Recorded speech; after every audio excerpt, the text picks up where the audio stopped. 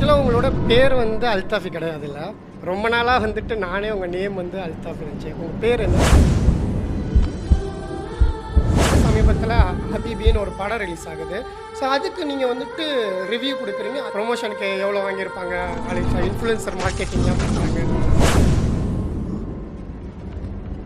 25 வருஷ காலம் செஞ்ச நீங்கள் எல்லாருமே செஞ்ச தாவாவை 3 நாள் இந்த ஹபீபி வந்து பண்ணிட்டு போயிடுச்சு அப்படின்னு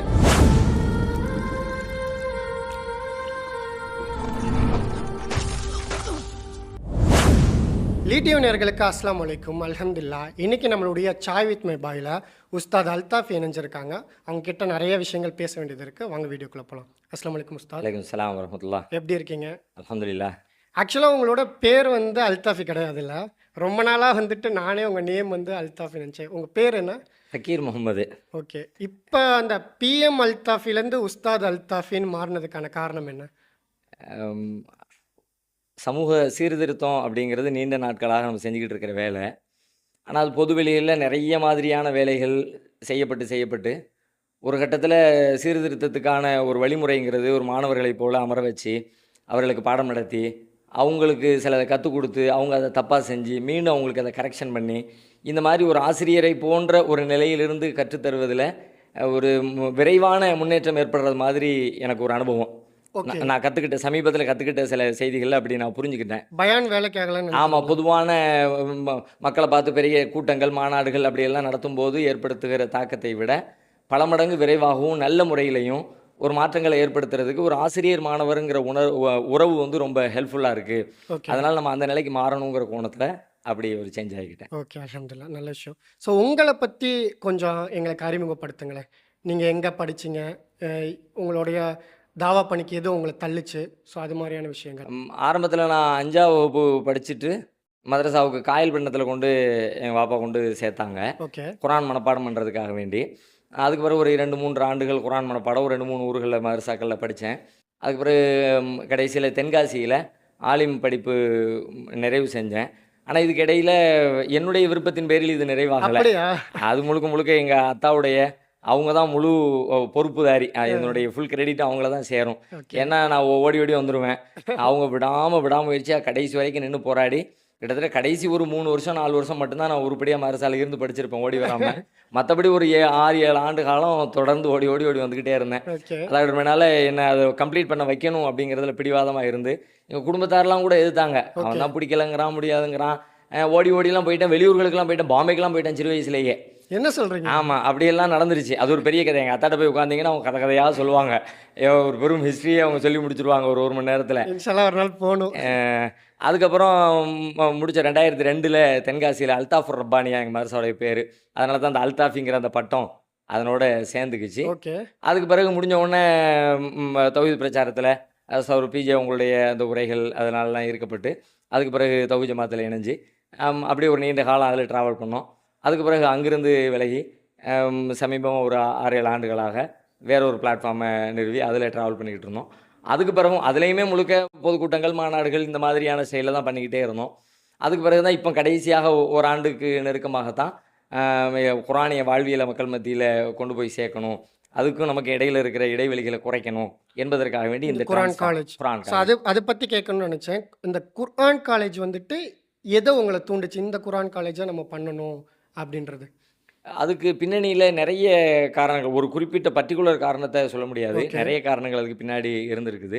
அதெல்லாம் சேர்ந்து தான் இத்தனை ஆண்டு கால அனுபவம், அதில் ஏற்பட்ட வழிகள், கசப்புகள், பாடங்கள், நன்மை தீமை எல்லாம் சேர்ந்து தான் என்ன இந்த நிலைக்கு தள்ளி இருக்குது அப்படின்னு நான் நினைக்கிறேன்.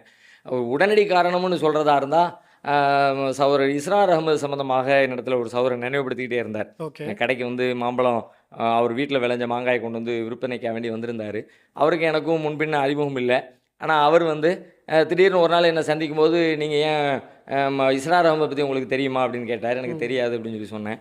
அவர் சொல்லி எங்கள் வீடுகளில் அதான் ஓடும், நிறைய பேசுவாங்க, நிறைய குரானுக்கு தஃப்சீர் பண்ணியிருக்கிறாங்க, தமிழ்நாட்டில் அந்த மாதிரியான ஒரு வேலைகளை நீங்களும் எடுத்து செய்யணும் அப்படின்னாரு. நான் கடந்து போயிட்டேன். ஓகே. ஆனால் எதாச்சும் ஒரு 2-3 தடவைகள் மீண்டும் மீண்டும் பல இடங்களில் பார்க்குற ஒரு பள்ளிவாசல் அங்கே எங்கே பார்க்குற ஒரு சந்தர்ப்பம் கிடச்சிச்சு. அவர் திரும்ப திரும்ப அதை வலியுறுத்திக்கிட்டே இருந்தார். அதுக்கு அதனுடைய தொடர்ச்சியாக நான் சென்னைக்கு போனேன். சென்னையில் ஒரு நண்பரோட சந்தித்து பேசிக்கிட்டு இருக்கும்போது அவருடைய வாழ்க்கை ம். அதில் கடைசி கட்டங்களை, குறிப்பாக அவருடைய அந்த இறுதி, இஸ்ரார் அஹமது அவர்கள் அவங்களுடைய இறுதி கட்டத்தில் நடந்த நிகழ்வுகள் எல்லாம் நிறைய சொன்னார். ம். லாஸ்ட் வீக் வந்து நான் கண்டிப்பாக பேசி ஆகணும் அப்படின்னு சொல்லி மக்கள்கிட்ட வலியுறுத்தினதாகவும், அவர் வளமையாக பேசக்கூடிய அந்த இடத்துக்கு அந்த படிகளை எல்லாம் உடைச்சி நல்ல ஹைட்டில் ஸ்லோப் மாதிரி போட்டு தள்ளுவண்டியில் கொண்டு போய் வச்சு அவரை உட்கார வச்சதாகவும், அவர் வந்து அந்த கடைசி உரையில் இதுக்கு பிறகு நான் வருவேனா என்னன்னு எனக்கு தெரியாது, ஆனால் நான் ஒரு பெரும் பணி செஞ்சுருக்கிறேன், அது ஒன்றும் வீணாக போயிடாது, என் வாழ்க்கையிலேயே அது மாற்றங்கள் நிகழ்ந்துரும் நான் எதிர்பார்த்தேன், ஆனாலும் அல்லாஹ் கூடிய விரைவில் அடுத்து என்னுடைய சமூகத்தின் அடுத்த தலைமுறையிடத்தில் அந்த மாற்றத்தை தருவான்னு நான் நம்புகிறேன் அப்படின்னு சொல்லிட்டு ஒரு வசியத்தை மாதிரி செஞ்சுட்டு போனார். போனவர் அதோட மூத்தாயிட்டாருங்கிற மாதிரி அவருடைய வரலாறுலாம் சொன்னாங்க. அதை கேள்விப்பட்டவுடனே இன்னும் என்னுடைய உள்ளத்தில் ஒரு பெரும் தாக்கம் ஏற்பட்டுருச்சு. குர்ஆனுக்காக இப்படி ஒரு கடைசியாக தான் செஞ்ச பணி குறித்து ஒரு வசியத்தை செஞ்சுட்டு போகிற பாக்கியம் எத்தனை பேருக்கு கிடைக்கும்? இப்படியான ஒரு மனிதர்களும் வாழ்ந்துட்டு போயிருக்கிறாங்களேன்னு கேள்விப்பட்ட உடனே இது எல்லாம் சேர்ந்து அப்போ இது திரும்ப திரும்ப என்னுடைய நினைவுக்கு சொல்லப்பட்டுக்கிட்டே இருக்குதே அப்படின்னா, அல்லாஹ் ஏதோ எனக்கு நினைவுபடுத்துகிறான், என்னையும் அந்த பணியை நோக்கி நகர்த்துறாங்கிற மாதிரி எனக்குள்ள ஒரு உணர்வு ஏற்பட்டுச்சு. அதற்கு பிறகு தான் இந்த மாஷா அல்லாஹ். ஆக்சுவலாக இந்த இஸ்ரார் அகமது பற்றி நீங்கள் சொல்லும் போது இந்த செயின் இருக்குல்ல, மௌலானா மௌதூதி, இஸ்ரார் அகமத், இவங்கள்ட்ட பிரிஞ்சு கிளைகளாக வந்த ஸ்பீக்கர்ஸோட லிஸ்ட்டே ஃபேமஸாக மக்கள் மத்தி அறிமுகமானவங்களே அதிக பேர். நொமான் அலி கானா இருக்கட்டும், ஜாக்கிர் நாயக்கா இருக்கட்டும், இம்ரான் ஹுசைனா இருக்கட்டும், இது மாதிரி இன்னும் பட்டியலை வந்து பெருசாக போய்கிட்டே இருக்கும். ஸோ அந்தளவுக்கு அங்கே விஷயம் இருக்கிறனால தான் இத்தனை பேர் வந்துட்டு அதில் ஷைன் ஆக முடியுதுன்னு தெரியுது. ஸோ அடுத்த கட்டமாக எனக்கு வந்து பர்சனலாக நீங்கள் அறிமுகமானதை ஒரு விஷயம் ஷேர் பண்ணணும்னு நினைக்கிறேன். ஃபஸ்ட்டு வந்து உங்கள் பயான் வந்து நான் அட்டன் பண்ணியிருக்கேன், ஆனால் நீங்கள் தான் நீங்கன்னு எனக்கு தெரியாது. ஆனால் அந்த தர்காவை பற்றி ஒரு பிரச்சாரம் நீங்கள் பண்ணீங்க, காவல்துறை உருட்டுகிறது மிரட்டுகிறதுன்றப்ப அந்த வீடியோ செம்ம வைரல் ஆனோன்னு தான் ஓகே அல்தாஃபின்னு ஒருத்தர் இருக்கார் அப்படின்னு எனக்கு தெரிய ஆரம்பிச்சிச்சு. அதுக்கப்புறம் ரெகுலராக என்னோடய வாழ்க்கையில் நான் தாவாவில் இணையிறதுக்கு ஒரு சில பேர் காரணமாக இருப்பாங்க. ஸோ அதில் வந்துட்டு டாக்டர் ஜாக்கிர் நாயக்கா இருக்கட்டும், அப்துல் பாசி புகாரியாக இருக்கட்டும், நீங்களாக இருக்கட்டும், சகோதரர் பிஜேயாக இருக்கட்டும், இவங்கெல்லாம் அந்த ஆரம்ப காலகட்டத்தில் அந்த உங்களோட பயான் கேட்டு தான், ஏன்னா பொதுவாக எனக்கு புத்தகம் படிக்கிற பழக்கம் இல்லை, அதை கேட்டுட்டு அந்த கேட்டதை ஒரு சின்ன வடிவில் சொல்கிறதுக்கான அல்லாவோட கிருபையில் அந்த திறமை இருந்தனால ஸோ என் லைஃப்பில் நான் தாவாக்கு வர்றதுக்கு ஒரு முக்கியமான பங்கு நீங்கள் ஆற்றிருக்கீங்க. ஸோ அல்லாவுக்காக உங்களை நேசிக்கிறேன், அதை இந்த இடத்துல பதிவு பண்ணணும்னு நினச்சேன். ஸோ அடுத்து வந்துட்டு உங்களோட லைஃப்பில் வந்துட்டு நீங்கள் குர்ஆனுக்கு முக்கியத்துவம் கொடுக்க ஆரம்பித்தது தெரியுது. ஸோ நீங்கள் டிப்ரெஷனான இருக்கக்கூடிய காலகட்டத்தில் குர்ஆன் உங்களுக்கு எப்படி வாழ்க்கையை மாற்றுறதுக்கு உதவி செய்யுது? நிறைய கட்டங்களில் நான் அனுபவிச்சிருக்கிறேன் அல்லாஹ்வுடைய உதவியை குர்ஆன் வழியாக. குர்ஆனிய ஞானத்தை நம்ம இஹ்லாஸாக உள்ளே இறக்கி வச்சிருக்கும் பொழுது, நம்முடைய வாழ்க்கையில் ஏற்படுகிற இடர்பாடுகளின் பொழுது ஆட்டோமேட்டிக்காக அது வந்து நின்று நம்முடைய மூளையின் முன்பகுதிக்கு வந்து நம்மளை ஆறுதல் படுத்துகிற நிறைய வேலைகளை செஞ்சுருக்குது. ஒரு பெரும் கஷ்டங்களை என் வாழ்க்கையில் சில தவிர்க்க முடியாத எல்லாருக்கும் தெரிஞ்ச பிரபல்யமான நிகழ்வு, அதெல்லாம் ரொம்ப பெரிய மன அழுத்தத்துக்கு ஆளாயிருந்த தருணம். அந்த தருணத்தை எல்லாம் குர்ஆனில் இருக்கிற பல வரலாறுகள் எனக்கு சமாதானத்தையும் அமைதியையும் தந்திருக்கிறது. இந்த குர்ஆன் வந்து நபிமார்களுடைய வரலாறுகளை கதைகளாக சொல்லலை, அல்லாஹ் சொல்லுவான், குல்லன் நகுஸ்ஸு அலைக்க மின் அம்பாயிர் ருசுல் மானு சப்பித்து பிஹி ஃபுஆதக், உங்களுடைய உள்ளத்தை அதன் மூலமாக நம்ம பலப்படுத்துகிறோம் அப்படின்னு. அந்த மாதிரியான துன்பங்களின் நேரத்தில் யூசுப் அலைஹிஸ்ஸலாத்தினுடைய வரலாறு அதுவெல்லாம் எனக்கு ரொம்ப பெரிய நினைவூட்டலை தந்து, அவ்வளவு பெரிய சிரமங்களை அவங்க கடந்து வந்தாங்க. ஒரு பெரும் எழுச்சிக்காகத்தான் அல்லாஹ் அதை செஞ்சானே தவிர அவங்களை துன்பப்படுத்துறதுக்காக, நம்மளை படைச்ச இறைவன் நம்மளை துன்பப்படுத்தி ரசிக்கிறதுக்காக துன்பம் தரலை, நம்மளை மேம்படுத்துறதுக்காக தான் இந்த துன்பங்களை தர்றான் அப்படின்னு குர்ஆனில் இருக்கிற பல வரலாறுகள் அவ்வப்போது என்னுடைய நினைவுக்கு வந்து என்னை சமப்படுத்தி, என்னை பண்படுத்தி, என்னை ஒரு ரெகுலரான லைஃப்பில் இயல்பான வாழ்க்கையை எவ்வளவு துன்பங்கள் வந்தாலும் அல்லாஹ்வுடைய வினால் அதை எதிர்கொண்டலாம் அப்படிங்கிற ஒரு மகிழ்ச்சியையும், அந்த துன்பத்துக்கு உள்ளே இருக்கிற இன்பத்தையும், எவ்வளோ நெருக்கடியான தருணத்தில் கூட அது உள்ளுக்குள்ள ஏதோ ஒரு மெசேஜ் இருக்குது, ஏதோ ஒரு நன்மை இருக்குது, அதுக்கு தான் இது வந்திருக்குது அப்படின்னு அந்த மெசேஜின் மீது, அந்த நன்மையின் மீது ஃபோக்கஸ் பண்ணக்கூடிய ஒரு அறிவையும் ஞானத்தையும் குர்ஆன் எனக்கு கற்றுத்தந்தது. அல்ஹம்துலில்லாஹ். நான் கடந்த ஒரு வருடமாக அவங்க கூட பயணிக்கக்கூடிய வாய்ப்பு கிடைச்சிச்சு அல்லாஹ்வுடைய கிருபையில். ஸோ கூட இருந்து நான் பார்க்கும்போது இந்த குர்ஆன் காலேஜ் மூலமாக நிறைய மக்கள் இதுக்கு முன்னாடி பயான் கேட்பாங்க, சில பேர் மாற்றிக்கிட்டேன்பாங்க, சில பேர் சூப்பராக இருந்துச்சு அப்படி போகிறத தான் பார்த்துருக்கோம். ஆனால் இப்போ குர்ஆன் காலேஜில் வந்துட்டு நிறைய பேர் ஹோம்ஒர்க்காக பண்ணி மிஸ்டேக்ஸை மாற்றிக்கிறாங்க, ரெகுலராக அதை ப்ராக்டிஸ் பண்ணுறாங்க. ஸோ அது வந்துட்டு அல்லாஹ்வோட கிருபையில் இந்த மாற்றம் தானே எக்ஸாக்டாக தேவை. வெறுமனே வந்துட்டு குர்ஆன் தானே சரியான டாக்டராக இருந்திருக்கணும் அவங்களோட வாழ்க்கையில் உள்ள பிரச்சனைகளுக்கெல்லாம். அப்போ இப்போ மக்கள் வந்து உங்களோட கிளாஸஸ்லாம் அட்டன் பண்ணும்போது குர்ஆன் காலேஜ் மூலமாக அவங்க லைஃப்பில் நடக்கிற பிரச்சனைக்கு குர்ஆனில் தீர்வுகளை தேடுறாங்க. ஸோ நார்மலாக பயான் கேட்டுட்டு இருந்த மக்கள் குர்ஆனில் சொல்யூஷன் இருக்குன்னு போகிறத நீங்கள் இப்போ நீங்கள் ஒரு இனிஷியேட்டிவ்ல இதை எடுத்திருக்கீங்க, ஆனால் இந்த அளவுக்கு சக்ஸஸாக ஆகும் அப்படின்னு பார்க்கும்போது உங்களுக்கு அது எப்படி தோணுது? உண்மையிலே நான் இத்தனை ஆண்டு காலம் என்னுடைய பணியில் இந்த பணி எனக்கு ரொம்ப மன திருப்தியான பணியாக, ஆ. அல்லாவுக்கு என்னை நெருக்கமாக்கி வைக்கிற ஒரு பணியாக நான் ஃபீல் பண்ணுறேன். ம். ஏன்னா அதனுடைய ரிசல்ட் ஓரியன்டாக நான் சொல்கிறேன். ஓகே. மற்றதுலேயும் ரிசல்ட் இருந்திருக்கும், நமக்கு கண்ணுக்கு தெரியாமல் அல்லாஹ் நிறைய மாற்றங்களை கொடுத்துருப்பான். ஒவ்வொருத்தரும் தங்களுடைய வாழ்க்கையில் அனுபவிச்சிருக்காங்க, அது நமக்கு தெரியாமலே கூட இருந்திருக்கலாம். ஓகே. ஆனால் இது என்னிடத்துல மாணவர்களாக அமர்றாங்க, மாத கணக்கில் அவங்க வர்றாங்க, மீண்டும் வாரம் வாரம் அவங்கள நான் சந்திக்கிறேன். அப்படி சந்திக்கிற நேரத்துல எல்லாம் அவங்க தங்களுடைய அனுபவங்களை பகிர்றாங்க. அந்த அனுபவத்தில் நான் கற்றுக் கொடுப்பதை, நான் சொல்லித்தர விஷயங்களை செயல்படுத்த முடியாமல் திணறாங்க, என்னால் முடியலையே அப்படிங்கிற இயலாமையை வெளிப்படுத்துகிறாங்க. அதுக்கு நான் மீண்டும் வேறொரு வழிமுறைகளை உங்களுக்கு நான் சொல்லிக் கொடுக்குறேன், அதை நான் ட்ரை பண்ணி பார்த்துட்டு இப்போ நான் பெட்டராக இருக்கிறேன், ஃபீல் பண்ணுறேன் அப்படிங்கிறாங்க.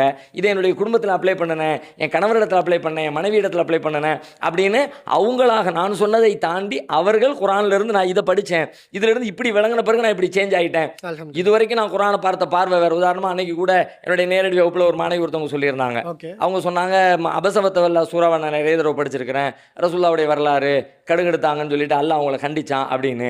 ஆனால் அதை படித்ததுக்கு பிறகு எனக்கு அவங்க சொல்கிறாங்க, எனக்கு என்ன தோணுச்சு அப்படின்னு கேட்டால், ஒரு ஆசிரியராக இவன் ஏற்றுக்குமா, இவன் நல்ல பையன், இவன் நல்ல பிரைட் ஸ்டூடெண்ட்டு, இவன் மக்கு பையன், இவனுக்கு சொல்லலாம் இவனுக்கு சொல்லக்கூடாது அப்படிங்கிற மாதிரி பிரிவினை பண்ணாமல் நாம் எல்லாருக்கும் கற்றுக் கொடுக்கணுங்கிற ஒரு பாடத்தை நான் இந்த அத்தியாயத்திலிருந்து எடுத்துக்கிட்டேன் அப்படிங்கிறாங்க. ஓகே. இப்படி வாழ்வியலோடு சம்பந்தப்பட்ட வெறும் தகவலாக, அறிவாக, ஞானமாக அல்லது வரலாறாக, நான் மூசா நபியை படித்தேன், ஈசா நபியை படித்தேன் அப்படி படிக்காமல் அதை தங்களுடைய வாழ்க்கையோட கனெக்ட் பண்ணக்கூடிய ஒரு சூழலை நோக்கி நகர்ந்துக்கிட்டு இருக்கிறாங்கன்னு பார்க்கும் பொழுது உண்மையிலே அல்லாஹ் இதை கைராக்கி தரணும். குறிப்பாக இதில் இஹ்லாசு கெட்டு போகாமல் அல்லாஹ் பாதுகாக்கணும் என்பதுதான் என்னுடைய பெரும் பிரார்த்தனையாக இருந்துக்கிட்டு இருக்கு. அல்ஹம்துலில்லாஹ். ஆக்சுவலாக நானே அந்த கிளாஸஸ்லாம் பார்க்கும்போது இதுக்கு முன்னாடி மக்கள் எப்படி இருப்பாங்கன்னா, எல்லாத்தையும் தான் செய்கிற அமல்லாம் க்ளோரிஃபை பண்ணி பேசுவாங்க, தான் செஞ்ச பாவத்தை மறைப்பாங்க.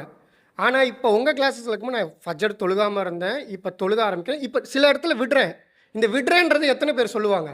ஆனால் நான் அதை மாற்றுறதுக்கு என்ன பண்ணணும்னு ஒரு சொல்யூஷன் கேட்குறாங்க.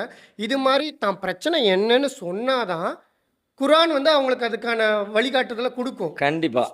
ஸோ அந்த இப்போ சமீபத்தில் ஒரு 2-3 நாளைக்கு முன்னாடி திருப்பூருக்கு ஒரு நிகழ்ச்சிக்கு போயிருந்தோம். ஓகே. அப்போ ஒருத்தர் வந்து இது மாதிரி தன்னுடைய நிலைகளை சொல்லும் பொழுது, நான் இந்த தொழுகைக்கு உயிரோட்டமான தொழுகையை பற்றியான அந்த வகுப்பில் கலந்துக்கிட்டதுக்கு பிறகு அதோட என்னால் பல மாதங்களுக்கு தொடர்ந்து என்னால் அதை ஃபீல் பண்ண முடிஞ்சிச்சு. ஆனால் வாழ்க்கையின் ஏற்ற இறக்கங்களில், மேடு பள்ளங்களில் சில சிரமங்களுக்கு ஆளான பிறகு அதுக்கு பிறகு எனக்கு முழு கவனமும் இதில் போயிடுச்சு, தொழுகையில் வரவே இல்லை, எப்படி மீள்றதுன்னு எனக்கு தெரியலை அப்படின்னு சொல்லி சொன்னார். அப்போ நான் சொன்னேன், உண்மையில் நீங்கள் அல்லாஹ்வோடு நெருங்கிறதுக்கு, உங்களுடைய தொழுகையை இன்னும் பவர்ஃபுல்லாக ஆக்கிக்கிறதுக்கு ரொம்ப பொருத்தமான தருணம் எதுன்னு கேட்டால் நீங்கள் ரொம்ப நொடிஞ்சு போகிற தருணம் தான். இயல்பாகவே மனுஷன் நொடிஞ்சு போகிற நேரத்தில் கடவுளை பக்தி, அது முஸ்லீமாக இருக்கட்டும் முஸ்லீம் இல்லாதனா இருக்கட்டும், இறைவனை நோக்கி திரும்பிடுவான். குர்ஆனே அப்படி தான் சொல்கிறார். ஓகே. அப்போ அல்லாஹ் இதையும் அட்ரஸ் பண்ணுறான். மனுஷன் நெருக்கடியில் இருக்கும்போது, கடலுக்குள்ளே மாட்டிக்கிட்டு இருக்கும்போது எப்படா தப்பிக்கிறேன்னு தெரியாமல் தூய உள்ளத்தோடு நம்ம இடத்துல பிரார்த்தனை பண்ணுறான். அவனை அதிலிருந்து காப்பாற்றி கூட்டு வந்ததுக்கு பிறகு அதுக்கு பிறகு என்னமோ அவன் உதவியே கேட்காத மாதிரி, அவனுக்கு நெருக்கடியே வராத மாதிரி அப்படி அவன் கடந்து போகிறானே அப்படின்னு அதைத்தான் எல்லாம் குறை சொல்கிறான். ஓகே. அப்போ நீங்கள் சில புரிய வேண்டிய சில நுணுக்கங்கள் இருக்கிறது, அதை கரெக்டாக புரிஞ்சு அந்த நேரத்தில் உங்கள் மண்டையில் உள்வாங்கிக்கிட்டீங்க அப்படின்னா இந்த தருணம் தான் இது உங்களுக்கு ஒரு வாய்ப்பு, உங்களுடைய தொழுகையை சீர்படுத்த, உயிரோட்டமானதாக ஆக்குறதுக்கு இது ஒரு சான்ஸு. அந்த சான்ஸை நீங்கள் மிஸ் பண்ணுறீங்க, அதை அறியாத காரணத்தினால என்று அவருக்கு என்னால் சொல்ல முடிஞ்சிச்சு. ஓகே. அப்போ வெளியில் சொன்னால் தான் அதை கரெக்ட் சொல்யூஷன் கொடுக்க முடியும். அந்த பழக்கம் வந்துட்டு குர்ஆன் காலேஜ் மாணவர்களுக்கு இருக்கிறதா நான் பார்க்க முடியுது. ஸோ அது ரொம்ப ஒரு நல்ல விஷயம். நம்மளை எப்போவுமே புனிதப்படுத்திக்கிட்டு எல்லாத்துலேயும் கரெக்டாக இருக்கும்னு சொல்லிக்கிட்டு இருந்தா அப்போ நம்ம செய்கிற தப்பை நாமளே உணராமல் போயிடுவோம், மாற்றிக்கிறதுக்கான சூழலும் வராமல் போயிடும். ஸோ மனுஷனால ஏற்ற இறக்கங்கள் இருக்கும், பிழை விட்டாலே திரும்ப சரி பண்ண முடியும் அப்படின்ற வாய்ப்பு வந்து குர்ஆன் காலேஜ் உருவாக்கியிருக்கு. ஸோ இன்னொன்று வந்து பொதுவாகவே மக்கள் வந்துட்டு ஆலிம்களை பார்க்குறாங்க, நிறைய ஃபேமஸான இஸ்லாமிக் ஸ்பீக்கர்ஸ் இருக்காங்க.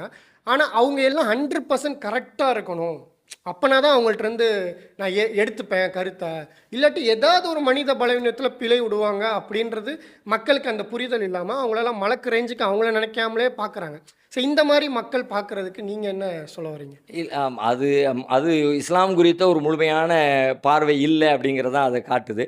மனுஷனாலே பிழைகளோடு கூடியவன் தான். அந்த பிழைகளோடு தான் அவர்களை நாம ஏற்றுக்கொள்ளணும். ம், ம். ஒரு ஆற்றுல போய் குளிக்கிறோம்னா ஆற்றுல அந்த மணலும் இருக்கும், சகதியும் இருக்கும். அதனோடு சேர்ந்து தான் அந்த ஆற்று நீரை பயன்படுத்த முடியுமே தவிர அது இல்லாமல் என்னால் அந்த ஆற்றில பயன்படுத்த முடியுமான்னு பயன்படுத்த முடியாது. ஓகே. அது மாதிரி மனிதர்களிடத்துல பிழைகள் எவ்வளவு பெரிய உயர்ந்த இடத்துக்கு போறவங்களா இருந்தாலும் அவர்கள் மனித தன்மையிலிருந்து பட்டு போயிட முடியாது. குர்ஆன்ல நபிமார்களுடைய வரலாறுகளை எல்லாம் சொல்றான். ஒவ்வொரு நபிமார்களிடத்துல இருந்த பிழைகளை சேர்த்து சேர்த்து சொல்றான். ஓகே. வாசா ஆதம் ரப்பஹு ஃபகவா. ஆதம் தன் இறைவனுக்கு மாறு செய்தார், அவர் வரம்பு மீறிட்டார் அப்படிங்கிறான். ஆதம் அலைஹிஸ்ஸலாம் அப்படிங்கிற ஒரு பெரும் மனிதரை பற்றி பேசுகிற நேரத்தில் இந்த சொல்லாடல் எதற்கு? அவர் மனிதர் தான் அப்படிங்கிறத நினைவுபடுத்துறான் அல்லாஹ். நூஹ் நபியை பற்றி பேசுகிறான். நூஹை நீங்கள் அறியாதவர் கேட்ட மாதிரி கேட்டுறாதீங்க, முட்டாள்தனமாக நீங்கள் நடந்துக்காதீங்க என்று நூஹ் நபியை எச்சரித்ததாக குர்ஆன்ல அல்லாஹ் சொல்கிறான். அப்போ இதையெல்லாம் சொல்வதற்கான நோக்கம் என்னன்னு கேட்டால், நபிமார்களாக இருந்தவர்கள் கூட மனிதத்தன்மையிலிருந்து அப்பாற்பட்டல, கரெக்ட். அதாவது பிழைகளுக்கும் மறதிகளுக்கும் குற்றங்களுக்கும் அப்பாற்பட்டவர்களாக பாதுகாக்கப்பட்ட பெரும் தவறுகள் செஞ்சிருக்க மாட்டாங்க நபிமார்கள். பெரும் பிழைகள் பெரும்பாவங்கள் செஞ்சிருக்க மாட்டாங்க. மனிதனுக்கு ஏற்படக்கூடிய இயல்பான மறதி, பலவீனம், தூக்கம் அதெல்லாம் உங்களுக்கு இருந்து தான் இருக்கும் அப்படின்னு. அப்போ நாம கேட்கக்கூடியவர்கள் கண்டிப்பாக இந்த புரிதலோடு கேட்டாதான் உங்களுக்கு செய்தி கிடைக்கும், நேர்வழியை பெற முடியும். நீங்கள் பியூரான ஆளை தேடினீங்கன்னா உலகத்தில் யாரிடமிருந்தும் பெற்றுக்கொள்ள முடியாது. கரெக்ட். அதாவது இந்த எல்லாரோட பயானும் கேளுங்க, அதில் சரியானதை எடுங்கன்ற கேட்டை தமிழ்நாட்டில் ஒரு பெரிய மக்கள் மத்தியில் பிரபலமான ஆள் ஒருத்தர் அறிமுகப்படுத்தினதை நான் உங்களை தான் பார்க்குறேன். நான் உங்கள் பயான் அதுக்கப்புறம் கேட்ட பிறகு தான் நானும் கொஞ்சம் ஸ்பேஸை வேர்ல்டு லெவலில் யார் யார் என்ன சொல்கிறாங்க, அவங்க என்னென்ன தலீல் வைக்கிறாங்க அதை பார்த்து எடுத்துப்போம். இவர் இந்த ஜமாத்து டோட்டலாக ரிஜெக்ட், இந்த ஃபிர்கா டோட்டலாக ரிஜெக்ட் அப்படின்ற மனநிலை போய் யார் என்ன சொன்னாலும் சோர்ஸ் கரெக்டாக இருந்தால் சொன்னவன் தப்பாக இருந்தாலும் சொல்கிற விஷயம் கரெக்ட்னா அது கரெக்டாக தானே இருக்க முடியும் அப்படின்ற கேட் ஓப்பன் ஆகிறதுக்கு ரொம்ப ஹெல்ப்ஃபுல்லாக. அதுக்கு பின்னாடி ஒரு நீண்ட காலம் செய்த பிழையும் இருக்கிறது. இந்த முடிவை நோக்கி நான் நகர்ந்தது புனிதப்படுத்தல்னு நீங்க பார்க்க முடியாது. அதுக்கு பின்னாடி யார் பச்சையும் கேட்டுறாத, இதை தாண்டி எங்கிட்டும் போயிடாத, இந்த கேட்டுக்குள்ளே நின்னுக்க, அந்த கூட்டத்தில் போய் கலந்துக்காத, அந்த ஆளுங்க பேச்சை கேட்டுறாத என்றெல்லாம் ஒரு பெரும் கேட்டு போட்டு அதனால் ஏற்பட்ட விளைவுகளையும் பாதிப்புகளையும் ஒரு மதுகபை போல மக்களை ஒரு மூடர்களை போல சிந்தனை வட்டத்தை விரிவுபடுத்தாமல் சுருக்கி இப்படியாக அதில் ஏற்பட்ட அத்தனை சிக்கல்களையும் கண்டதுக்கு பிறகுதான் அல்லாஹ் இதை நோக்கி நம்மளை நகர்த்திருக்கிறான். எல்லாருடைய விஷயங்களையும் பாருங்க, எல்லாத்தையும் கேளுங்க என்று. ஆக்சுவலாக உண்மையில இப்படி தானே இருக்க முடியும். ஒரு இஹ்லாஸான மனிதர் அவர் யார் பயானை கேட்டிருந்தாலும் அவர் நல்லடியாராக இருந்தால் அல்லாஹ் அவரை வழிகெடுக்க மாட்டான்றது. அப்போ அவர் பயானை கேட்காத நீ வழிகெட்டு போயிடுவேன்றதே ராங்காக இருக்குல்ல. அல்லாஹ் தான் நேர்வழி கொடுக்கக்கூடியவன். இவர் கரெக்டான சோலாக இருந்தால், உண்மையான முஸ்லீமாக இருந்தால் அவர் யார் பயானை கேட்டாலும் வழிகட்டு போகக்கூடாது தானே. அது ஒன்று. ரெண்டாவது, நான் எப்போ அடுத்தது கேட்காதீங்கன்னு சொல்லுவேன்னா, என்கிட்ட ஓட்டையை வச்சிருந்தேன் அப்படின்னா நான் அங்கே போயிடாத, ஏன்னா அங்கே போனால் என்னுடைய ஓட்டை தெரிஞ்சிருமே, அவர் என்னுடைய குறைகளை பிழைகளை சொல்லுவார். அப்போ என்னிடத்துல இருக்கிற அந்த பலவீனம், என்னிடம் இருக்கிற குறைகள் வெளியே தெரிஞ்சிடக்கூடாதுன்றதுக்காகவும் நான் மக்களை வேற எங்கேயும் போகாதீங்கன்னு சொல்ல வாய்ப்பு இருக்கிறேன். அப்போ வெளியே போனான்னா ஏன்ட்டு இருக்கிற பிள்ளைகள் அவன் கண்டு கொள்வான். கண்டிப்பாக என்கிட்டையும் பிள்ளை இருக்க தான் போகுது. பிள்ளை இல்லாமல் 100% 100% என்னாலும் சொல்லிட முடியாது தான். ஆனால் நான் சரின்னு நினச்சி சொல்லிக்கிட்டு இருப்பேன். அப்போ அதில் இருக்கிற கோளாறுகளை கண்டறியணும்னா அவர் என்னுடைய எதிர்முகாமில் இருக்கிறவங்களத்துல போய் அமர்ந்தாதான் கேட்டால் தான் அந்த உண்மை தெரியும். இன்ஷால்லா. இன்னொன்று குரானே சேலஞ்ச் பண்ணுதுல்ல. குரானே என்ன சொல்லுதுன்னா, இது மாதிரி ஒரு வேதத்தை கொண்டு வர முடியுமா, அது மற்றதோட கம்பேர் பண்ணிப்போம். அப்போ சத்தியம் இருந்தால் தான் அப்படி ஒரு சேலஞ்ச் பண்ண முடியும். யார்கிட்ட அசத்தியம் இருக்கோ அவங்க தான் பயப்படுவாங்க அப்படின்றது தெரிய வருது. அடுத்து இப்போ இன்னொரு விஷயம் உங்கள் மூலமாக நடந்த நல்ல விஷயமா நான் பார்க்குறது என்னென்னா, இந்த கருத்து வேறுபாடான விஷயங்கள் மார்க்கத்தில் 2 கருத்து வர விஷயங்களும் இருக்குது. அதில் ஒன்று மட்டும்தான் சரின்னு அடம் பிடிச்சிட்டு இருக்காமல் அடுத்த கருத்துக்கும் அந்த ஆய்வுக்கும் ஸ்கோப் கொடுக்கணும் அப்படின்றது மிகப்பெரிய பிரச்சனைகளுக்கு ஒற்றுமையை கொடுக்கும். மக்களுக்கு இப்படி இருந்தது நிறைய பேருக்கு தெரியலை. ஒரு ஹதீஸை வச்சு இப்படியும் விளக்கம் எடுக்க முடியும், அப்படியும் விளக்க முடியும்னு. ஸோ அந்த கேட்டை நீங்கள் ஓப்பன் பண்ணி விட்டதுக்கான காரணம் என்ன? இல்லை, அதாவது இரு கருத்து, அதுவும் கிட்டத்தட்ட ஏற்கனவே கடந்த காலத்தில் செய்த பிழைகளிலிருந்து கற்ற பாடம் தான் அதுவும். ஓகே. ஏன் அப்படின்னு சொல்லி கேட்டால், ஒரு ஜமாத்துனா ஒரு கருத்து தான் இருக்கணும். ஆனால் ஒரு ஜமாத்துக்கு எப்படி ஒரு கருத்து இருக்க முடியும்? நான் குரானை படிக்கணும், நான் குரானை சிந்திக்கணும், அதிலிருந்து நேர்வழியை நான் பெற்றுக்கொள்ளணும். எனக்காக நீங்கள் கேள்வி கேட்கப்பட மாட்டீர்கள், உங்களுக்காக நான் கேள்வி கேட்கப்பட மாட்டேன். நாளை மறுமையில் ஒவ்வொருத்தரும் தனித்தனியாகத்தான் அல்லாஹ்விடத்துல வருவார்கள், கேள்விக்கு உட்படுத்தப்படுவார்கள் அல்லாஹ் சொல்கிறான். அப்போ ஒட்டுமொத்தமாக எல்லாத்துக்குமான ஒரு கருத்துன்னு இப்படி சொல்ல முடியும்? உங்களுக்கு சரியின் படுறது சில நேரத்தில் எனக்கு சரியின் படலாம், உங்களுக்கு சரியின் படுறது பல நேரங்கள் எனக்கு தவறுன்னு படலாம். எனக்கு தவறு என்று பட்டுச்சுன்னா நான் அதை தான் ஃபாலோ பண்ணணும். உங்களுக்கு எது சரியின் படுதோ அதை தான் நீங்கள் ஃபாலோ பண்ணணும். ஏன்னா உங்கள் பதிலுக்கு, செயலுக்கு, சிந்தனைக்கு நீங்கள் அல்லாஹ்விடத்துல பதில் சொல்லுவீங்க. ஏன் செயலுக்கு சிந்தனைக்கு நான் தான் அல்லாஹ்விடத்துல பதில் சொல்ல போகிறேன். அப்போ இந்த உண்மையை நான் மறைச்சேன்னா இஸ்லாத்தினுடைய ஒரு முக்கியமான வாசலையே நான் தடை போடுறேன்னு அர்த்தம். அதனால தான் நாங்கள் அமைப்பு ரீதியாக பிரிந்து வேறொரு புதிய களம் காணுகிற நேரத்தில் இதை ஒரு முக்கியமான விஷயமாகவே நம்ம சொல்லிடுறோம். இந்த அமைப்பை பொறுத்த வரைக்கும் ஒவ்வொருத்தருக்கும் நெசமாக அவரவர் குரானை பார்க்கணும், சிந்திக்கணும், அது வாழ்க்கையில் கடைபிடிக்கிற வேலைகளை பார்க்கணும் அப்படின்னு சொல்லி சொன்னால் அதுக்கான ஸ்பேஸை நாங்கள் திறந்து வைக்கிறோம். ஏன் எனக்கு சரின்னு படுறதை சொல்லக்கூடிய உரிமை இந்த அமைப்பில் எனக்கு இருக்குது.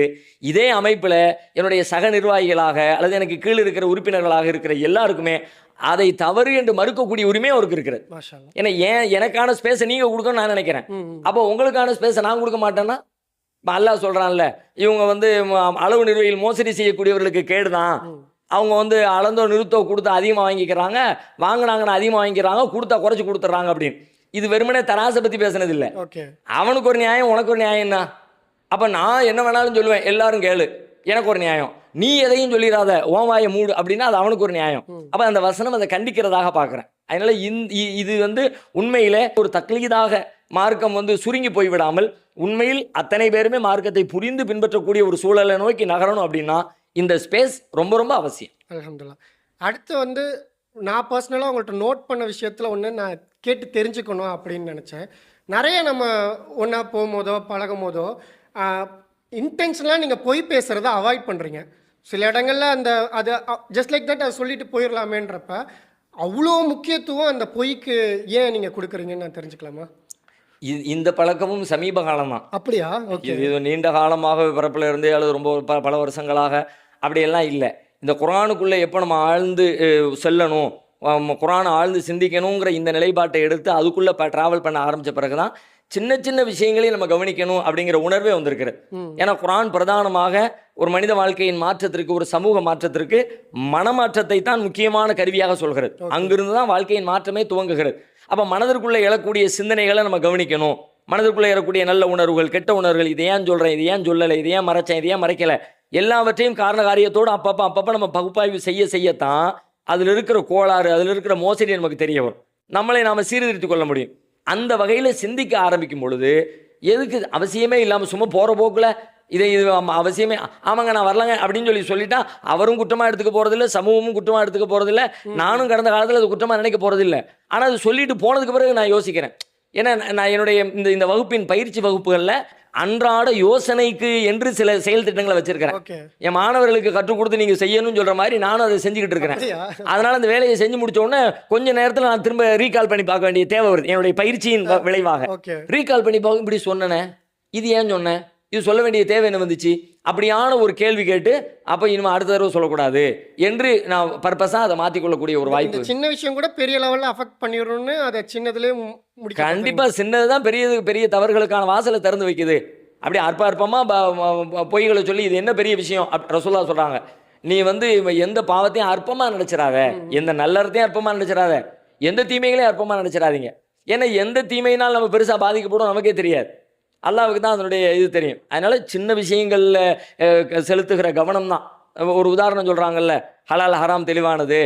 ஒருத்தர் வயலுடைய ஓரத்தில் தன்னுடைய மாடுகளை மேய்க்கிறார் அப்படின்னு சொன்னால் ரொம்ப ஒரு எச்சரிக்கையாக இருந்துக்கணும். ஏன்னா சில நேரத்தில் கவனம் இல்லாமல் அந்த ஆடு மாடுகள் உள்ளே போய் மேய்ஞ்சிரும், வயலுக்குள்ளே மேய்ஞ்சிரும். நான் ஓரத்தில் தானே மேய்கிறேன்னு நான் சொல்லுவேன், ஆனால் ஓரத்தில் நிற்கிறது ரொம்ப கவனமாக இருக்கணும்ப்பா, திடீர்னு உள்ளே சாஞ்சிரும். அதனால் ரொம்ப நெருடலாக இருக்கிற மாதிரியான விஷயங்களை கூட கூர்ந்து கவனித்து வேணாம் அப்படின்னு நம்ம விலகிக்கிட்டோம் அப்படின்னா முக்கியமான விஷயங்களை உண்மையிலே அல்லாஹ் நம்மளை காப்பாற்றிருக்கோம். அல்ஹம்துலில்லாஹ். ஸோ அடுத்து இது ரொம்ப பர்சனலாக இருக்கலாம். நிறையா உங்களுக்கு பிரச்சனைகள், நிறையா சங்கடங்கள் வரும்போது நான் எல்லாரையும் மன்னிச்சிட்டேன், நான் இப்போ ஜீரோலேருந்து ஆரம்பிக்கிறேன்னு சொல்கிறீங்க. அது வெளிப்படையாக சொல்லணும்னு சொன்னதா, இல்லை உண்மையில் உளமாற மன்னிச்சதா, இல்லை அந்தளவுக்கு மனிதர்களால் மன்னிக்க முடியுமா இவ்வளோ காயங்களுக்கு அப்புறமும்? உண்மையிலே அந்த வார்த்தை நான் உண்மையாக சொன்னது தான். நான் என்னுடைய கூட்டங்களில் வெளிப்படையாக வச்ச விஷயம், மனமாற சொன்ன செய்தி தான். ஆனால் இந்த மனமாற சொல்கிறதுக்கு எனக்கு ரொம்ப டைம் எடுத்துக்கிச்சு. ஓகே. நான் எப்படி அந்த மனமாற சொல்லணும்னு நினைக்கிறேன்னா, அந்த இன்சிடென்ட் நடந்த நேரத்தில் அதை மனமாற சொல்லணும்னு நினைக்கிறேன். அந்த பக்கம் எனக்கு வந்த மாதிரி தெரியல. அதுக்காக வேண்டி நான் முயற்சி எடுத்துக்கிட்டு இருக்கிறேன். அதெல்லாம் நடந்து முடிஞ்சு சில நாட்களுக்கு பிறகு அல்லது சில மாதங்களுக்கு பிறகு, அதுக்கு பிறகு அது வடிந்து போனதுக்கு பிறகு சரி ஓகே, இன்னமும் உள்ளுக்குள்ளே தேக்கி வச்சுக்கிட்டு பலன் இல்லை, மன்னிச்சிருவோம். மன்னிச்சுட்டா அது நமக்கும் உதவியாக இருக்குது. எப்படி? அது எனக்கு ஒருத்தர் துரோகம் பண்ணிட்டு ஏமாத்திட்டு போயிட்டாரு. அதை நான் நினச்சிக்கிட்டே இருக்கிறேன், இப்படி பண்ணிட்டானே, இப்படி பண்ணிட்டானே, இப்படி பண்ணிட்டானே, இப்படி நினச்சிக்கிட்டே இருக்கிறதுனால எனக்கு என்ன லாபம்? எனக்கு ப்ரெஷர் கூடும், சாப்பிட முடியாது, தூக்கம் வராது. இப்போ இந்த மாதிரியான அவன் அவன் ஏமாத்திட்டு போன துன்பம் ஒன்று, அதை நினச்சி கவலைப்பட்டு அடுத்த கட்டத்துக்கே போக முடியாது. போக முடியாமல் நான் தேங்கி போகிற சிரமம் ஒன்று, என் உடல் ரீதியான பாதிப்புகள் ஒன்று, நோய் நொடிகளை சில பேர்லாம் பார்க்குறோம்ல, அவன் ஏமாத்திட்டு போனதுக்கு பிறகு இவன் வந்து அப்படியே ஆளே செத்து போயிட்டாங்க அப்படியெல்லாம் செய்தி கேள்விப்படுறோம்ல. அப்போ முதல்ல மன்னிக்கிறதுல சம்மந்தப்பட்டவனுக்கு நன்மை இருக்கோ இல்லையோ, எனக்கு நன்மை இருக்கு. ஓகே. குர்ஆன் அப்படியே சொல்லுது. அபூபக்கர் சித்திக் ரலியல்லாஹு அன்ஹுடைய வரலாற்றில் அந்த ஆயிஷா நாயகி மீது அவதூறு சொல்லப்பட்ட நேரத்தில் அபூபக்கர் ரலியல்லாஹு அன்ஹு நான் இவருக்கு உதவி செய்ய மாட்டேன்னு சத்தியம் பண்ணுறாங்க. இப்போ அல்லாஹ் அது நம்ம பார்க்க வேலிடானதுன்னு தான்.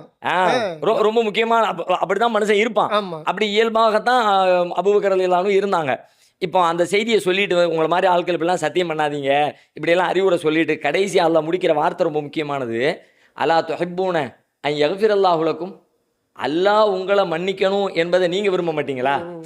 அப்படின்னா எவ்வளோ பெரிய பாக்கியம் எனக்கு கிடைக்கும். என்னுடைய பாவங்கள் எவ்வளவு பாவங்கள் தவறுகள் செஞ்சுக்கிட்டு இருக்கிறேன். அப்போ அன்றாட என்னுடைய பாவங்களை என் ரப்பு மன்னிக்கிறதுக்கு இன்னொருத்தர் மன்னிக்கிறதுக்கு காரணமாக இருக்கும் அப்படின்னு சொல்லி சொன்னால் தாராளமாக எடுத்துக்குவோம். அது ரொம்ப வலிதான், ரொம்ப கஷ்டம்தான். ஆனாலும் அந்த கஷ்டத்தை முயற்சி எடுத்து கான்சியஸாக இதை பண்ணணும் அப்படி பிளான் பண்ணாமல் உங்களால் பண்ண முடியாது. நீங்கள் போகிற போக்கில் மன்னிக்கிறவர் ஆயிர முடியுமான்னு கேட்டால் அப்படியான உத்தமர்கள் யாரும் இல்லை.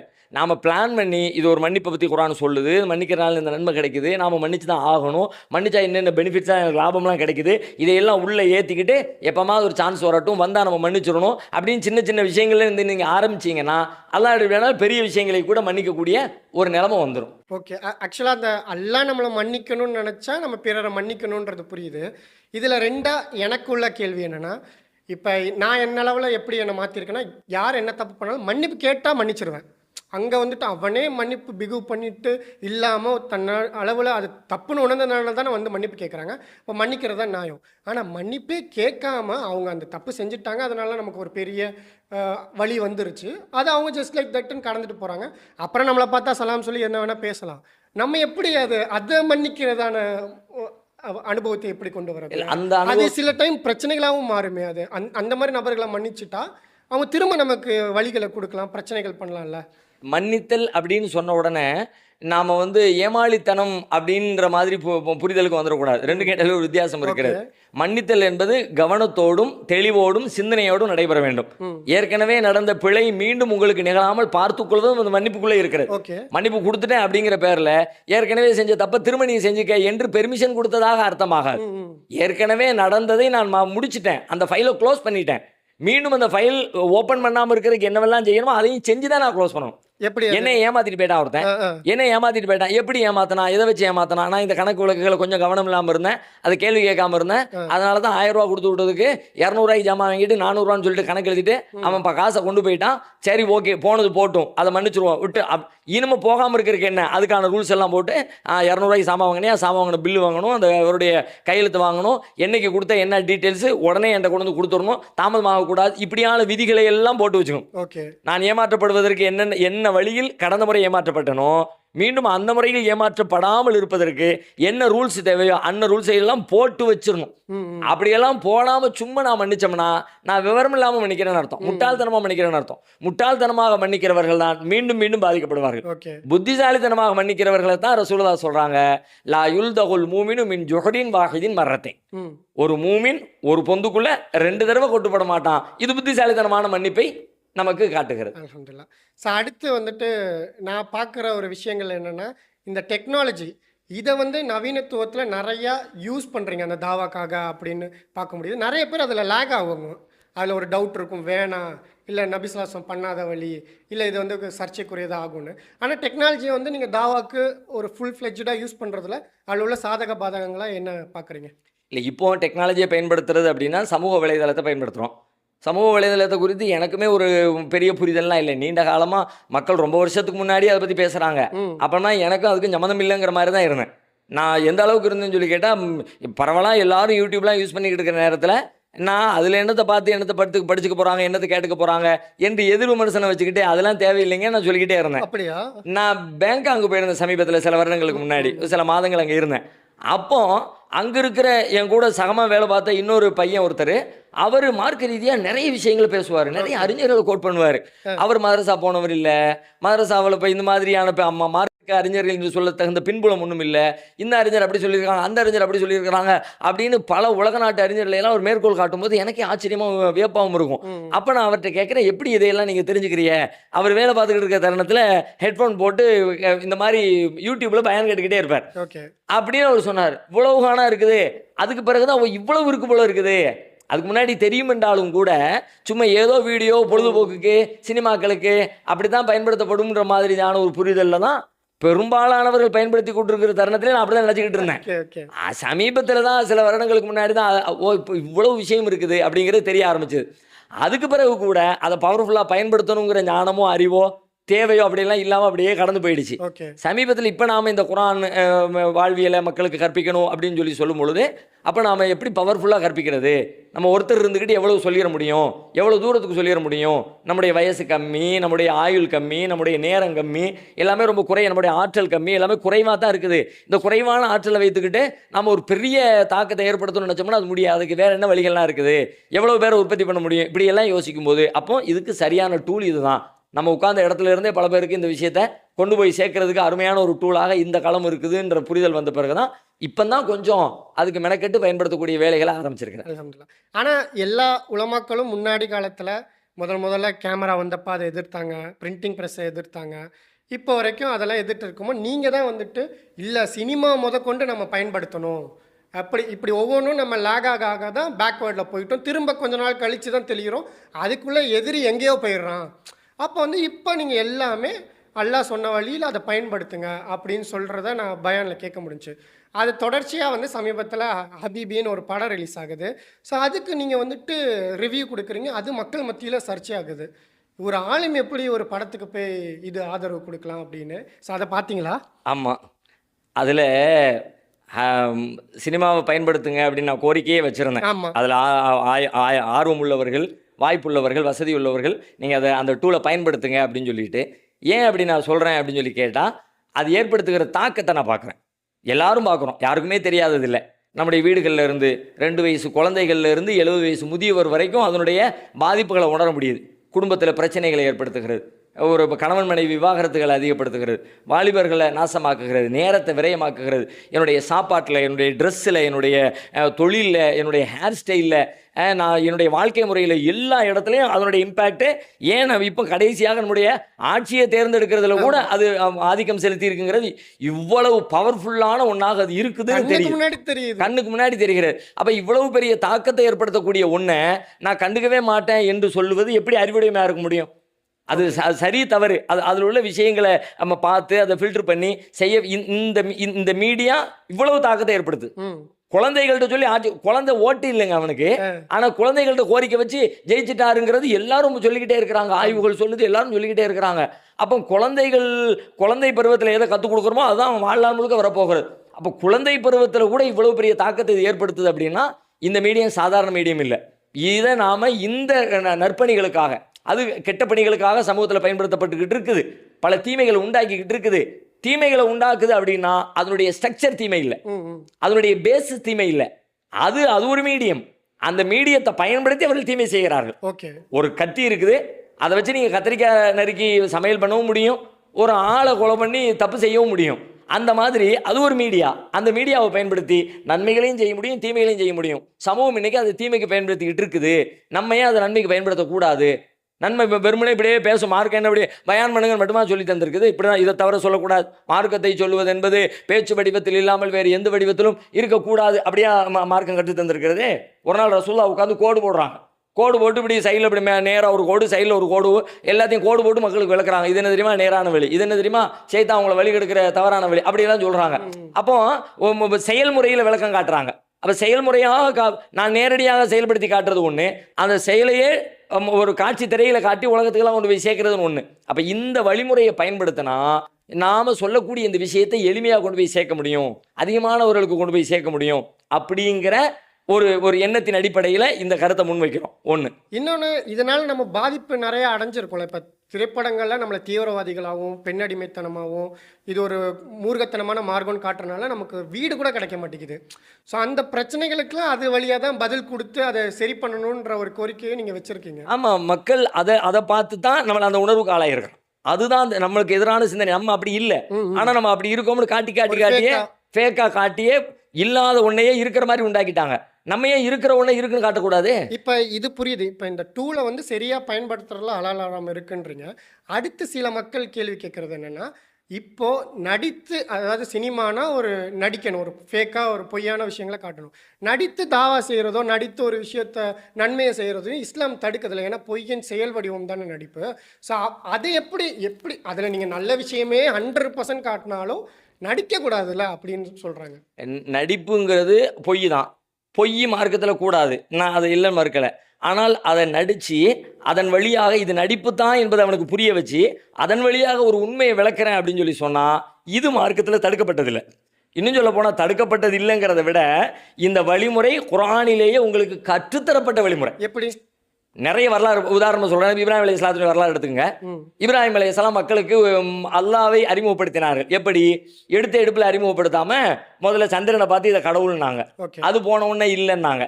சூரியனை பார்த்து கடவுள்னாங்க, அது போன உடனே இல்லைன்னாங்க. கடைசியில் அல்லாஹ் தான் உலகத்தையெல்லாம் படைச்சேன், என்னையெல்லாம் படைச்சேன், அல்லாஹ் தான் கடவுள், நான் அவன் பக்கமே நான் முகத்தை திருப்புறேன் அப்படின்னு சொல்லிட்டு இப்படி ரசூலுல்லாஹ் திரும்பி வந்தாங்க. யார் மறையாதவனோ அழியாதவனோ நிலை பெற்று இருக்கிறவனோ அந்த அல்லாஹ்வே இறைவன் நம்புறேன்னு வந்தாங்க. இப்போ நபிமார்கள் இணை கற்பிப்பாங்களா? இணை கற்பிக்கிற சொற்களை அவங்க சொல்லுவாங்களா? இப்போ சூரியன் கடவுள்னு சொல்றது இணை கற்பித்தலா இல்லையா? கண்டிப்பா இணை கற்பித்தல். அப்ப அந்த வார்த்தையை எந்த நபி சொன்னாங்க? எந்த நபியை பத்தி சொல்லும் பொழுது ஒவ்வொரு இடத்துலையும் தௌஹீதின் தலைவர் நம்ம சொல்றோம். குர்ஆன் எப்படி சொல்லுதுமா? ஒமா கான மினல் முஷ்ரிகீன், ஒமா கான மினல் முஷ்ரிகீன். ஒரு 4-5 இடத்துல அவங்களுடைய கிரேடை சொல்ற நேரத்துல எல்லாம் அவர் ஒரு சமுதாயமா இருந்தார், ஒமா கான மினல் முஷ்ரிகீன். ஆனா அவர் சிறுக்கு வைக்கிறவளா இல்லை. இப்படி யாரை பத்தி அல்லாஹ் பாயிண்ட் பண்றானோ அந்த இப்ராஹிம் நபி சூரியன் கடவுளுங்கிறாங்க, நட்சத்திரத்தை கடவுளுங்கிறாங்க, சந்திரனை கடவுளுங்கிறாங்க. எதுக்கு சொன்னாங்க? அதன் வழியாக மக்களை அப்படியே படிப்படியாக உயர்த்தி கொண்டு வர்றாங்க. மறையக்கூடியவன் இறைவனாக இருக்க முடியாது என்கிற பாடத்தை கற்றுத்தருவதற்கு ஸ்டெப் பை ஸ்டெப்பாக கொண்டு வந்து கடைசியில் அல்லாஹ் இடத்துல கொண்டு வந்து நிப்பாட்டுறாங்க. உண்மையை நிலைநாட்டிட்டாங்க. இப்போ அல்லாவை சொல்லாம போயிருந்தா அது தாவா இல்லை, அது தப்பு இல்லை, சிறுக்காயிரும். இப்போ அல்லாஹ்ல கொண்டு வந்து நிப்பாட்டிட்டாங்கல்ல, இப்போ அவங்க சொன்ன பொய்கள் எல்லாம் பொய்கள் அல்ல, அவைகள் எல்லாம் நன்மைகள். இன்னும் சொல்ல போனா இதுல நீங்க கவனிக்க வேண்டிய முக்கியமான அம்சம் என்னன்னா, இதையெல்லாம் அவங்க சொல்லிட்டு கடைசியில் குர்ஆன் இப்படி சொல்லுது, வதில்க ஹுஜ்ஜத்துனா ஆத்தைனாஹா இப்ராஹிம். இது இப்ராஹிமுக்கு நாம் எடுத்து கொடுத்த வாதங்கள் என்று குர்ஆன் சொல்லு. அல்லாஹ் தான் கத்து கொடுத்துருக்க. இந்த மெத்தட்ல சொல்லுப்பா. அப்ப நடிச்சு சொல்லு, உண்மையை புரிய வைக்கிறதுக்காக வேண்டி நடி. நடிப்பது என்பது பொய்க்காக, ஏமாற்றுவதற்காக, திருடுறதற்காக, அடுத்தவருடைய உரிமையை பறிக்கிறதுக்காக நீ நடிச்சிடாத. நீ செஞ்ச தப்ப மறைக்கிறதுக்காக நடிச்சிடாத. ஒரு உண்மையை நிலைநாட்டுறதுக்காக நடி என்பதை இப்ராஹிம் நபி வரலாறு சொல். இப்படி நிறைய இருக்கு, 1-2 இல்லை. இப்ப யூசுப் அலைஹிஸ்ஸலாம் அவங்களே வரலாற்றுல அவங்க தம்பியை பிடிச்சி வச்சுக்குவாங்க. அண்ணன் தம்பி மாதிரிலாம் வரும்போது தம்பியை பிடிச்சி வச்சுக்குவாங்க. தம்பியை பிடிச்சி வச்சுக்கிறதுக்கு என்ன செஞ்சாங்க? அவங்க ஒரு நடிப்பு நடிப்பாங்க. தம்பி திருடிட்ட மாதிரி ஒரு நாடகத்தை போட்டு கடைசியில் பிடிச்சி வச்சுக்குவாங்க. இப்போ இது நாடகமா இல்லையா? இது பொய்யா இல்லையா? எதுக்கு இந்த வேலையை செஞ்சாங்க? வேறொரு நன்மைக்காக இந்த வேலையை அவங்க செஞ்சாங்க. சுலைமான் நபி வரலாறு எடுத்துங்க. சுலைமான் நபி இடத்துல தீர்ப்புக்காக வேண்டி வருவாங்க. தாவூத் நபி ஒரு தீர்ப்பு சொல்லியிருப்பாங்க. இந்த பிள்ளை யார் பிள்ளை? பெரிய பொம்பளை ஒருத்தி, சின்ன பொம்பளை ஒருத்தி, பெரிய பொம்பளைக்கு உள்ளதுன்னு தீர்ப்பை சொல்லி முடிச்சிருப்பாங்க. அந்த அம்மா திருப்தி அடையாம சுலைமான் நபி இடத்துல அடுத்த தீர்ப்புக்கு வரும், வழக்கு வரும். சுலைமான் நபி என்னம்மா ஒரு புள்ள இருக்கு, 2 பேர் போட்டி போடுறிய, சரி ஓகே ஒன்றும் பிரச்சனை இல்லை, எப்போ அந்த கத்தி எடு, ஆளுக்கு பாதி அறுத்து கொடுத்துருவோம். பதறி துடிச்சிட்டு அந்த சின்ன பொம்பளை வேண்டாங்க அப்படியே விட்டுருங்க, அவள்கிட்ட வேணா இருந்துட்டு போதும், அவள் பிள்ளையாவே இருந்துட்டு போகட்டும் அப்படின்னு. இப்போ சுலைமான் நபி இல்லைம்மா நீனே வச்சுக்க, இந்த பிள்ளை ஓம் பிள்ளை தான், அங்கே பாரு கல்லு குத்துக்கல் மாதிரி நிற்கிறாவா, அவள் அவள் பிள்ளையா இருந்தால் அப்படி இருந்திருப்பாளா அப்படின்னு சொல்லிட்டு அதுலேருந்து அந்த ஒரு சிந்தித்து ஒரு முடிவை நோக்கி அவங்க நகர்ந்தாங்க. இப்போ கத்தி எடுத்துட்டு வா அறுத்து தந்துடுவேன்னு சொல்லி சொன்னது உண்மையா பொய்யா? நடிப்பு தான் அது. அப்போ இந்த நடிப்பு அவங்க ஏன் செஞ்சாங்க? ஒரு நன்மைக்காக, ஒரு நீதிக்காக.